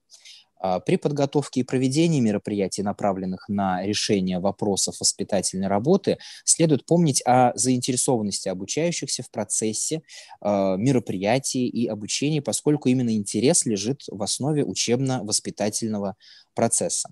Поэтому крайне важно находить наиболее интересные формы, трансформировать или полностью переделывать прежние общепринятые мероприятия, стараться разнообразить, сделав более зрелищными, интерактивными и увлекательными. Для достижения таких задач педагогу необходимо ориентироваться на круг интересов и предпочтений возрастной группы, с которой он работает. К примеру, в Центре эстетического воспитания Аграрного университета ведет работу 11 творческих коллективов разного направления. Это хореография, вокал, музыкальные инструменты, театральная. Соответственно, группа обучающихся формируется здесь, исходя из их интересов и предпочтений, что позволяет нашим педагогам заинтересовывать воспитанников участием в различных конкурсах и мероприятиях. Так, например, студенты отделения эстрадного вокала именно Народного вокального ансамбля «Юность» исполнили песню Тухманова и Харитонова «День Победы» и стали участниками рекорда России на самое массовое онлайн-вокальное исполнение. И солисты этого же коллектива принимали участие в интернет-конкурсе вокальных исполнителей «Песни Великой Победы». Студенты Народного студенческого театра «Серебряная маска» принимали участие в праздничном флешмобе стихотворений, посвященных теме Великой Отечественной войны. Организатором этого конкурса выступала Ассоциация агрообразования. И в июне этого же года прошел 50-й юбилейный фестиваль «Студенческая весна Республики Башкортостан. Весна Победы», также в режиме онлайн. Но хочу заметить, что это никак не повлияло на большой интерес студенчества к этому событию. Еще из последнего произошедшего в культурно-творческой деятельности, жизни студенчества, хочу отметить российскую студенческую весну, которая прошла в Ростове-на-Дону. Конечно, там были ограничения и по зрителям, и по количеству участников, но, тем не менее, организаторы сделали все для того, чтобы мы, находясь довольно-таки далеко от наших участников и конкурсантов, могли видеть их выступления, поддерживать их, и, соответственно, процент вовлеченности студентов в это мероприятие значительно увеличилась. И прошу следующий слайд. Результатом, достигнутым нашим коллективом педагогов при организации дистанционной работы и участия в конкурсах, переключите, пожалуйста, слайд. Достигнутым нашим коллективом педагогов при организации дистанционной работы и участия в конкурсах и культурно-массовых мероприятиях стало единство коллектива обучающихся, непрерывность коммуникации с нашими обучающимися и неослабление интереса к творческой деятельности. На этом у меня все. Спасибо, Алексей Сергеевич, за доклад. Он дополнил тематику нашей секции. Тут поступил один вопрос. Есть ли результативность такого рода воспитательной работы со студентами? И у меня, как у модератора, тоже вопрос возник. А вообще, в принципе, можно ли воспитательную работу проводить дистанционно? У меня возникают большие сомнения.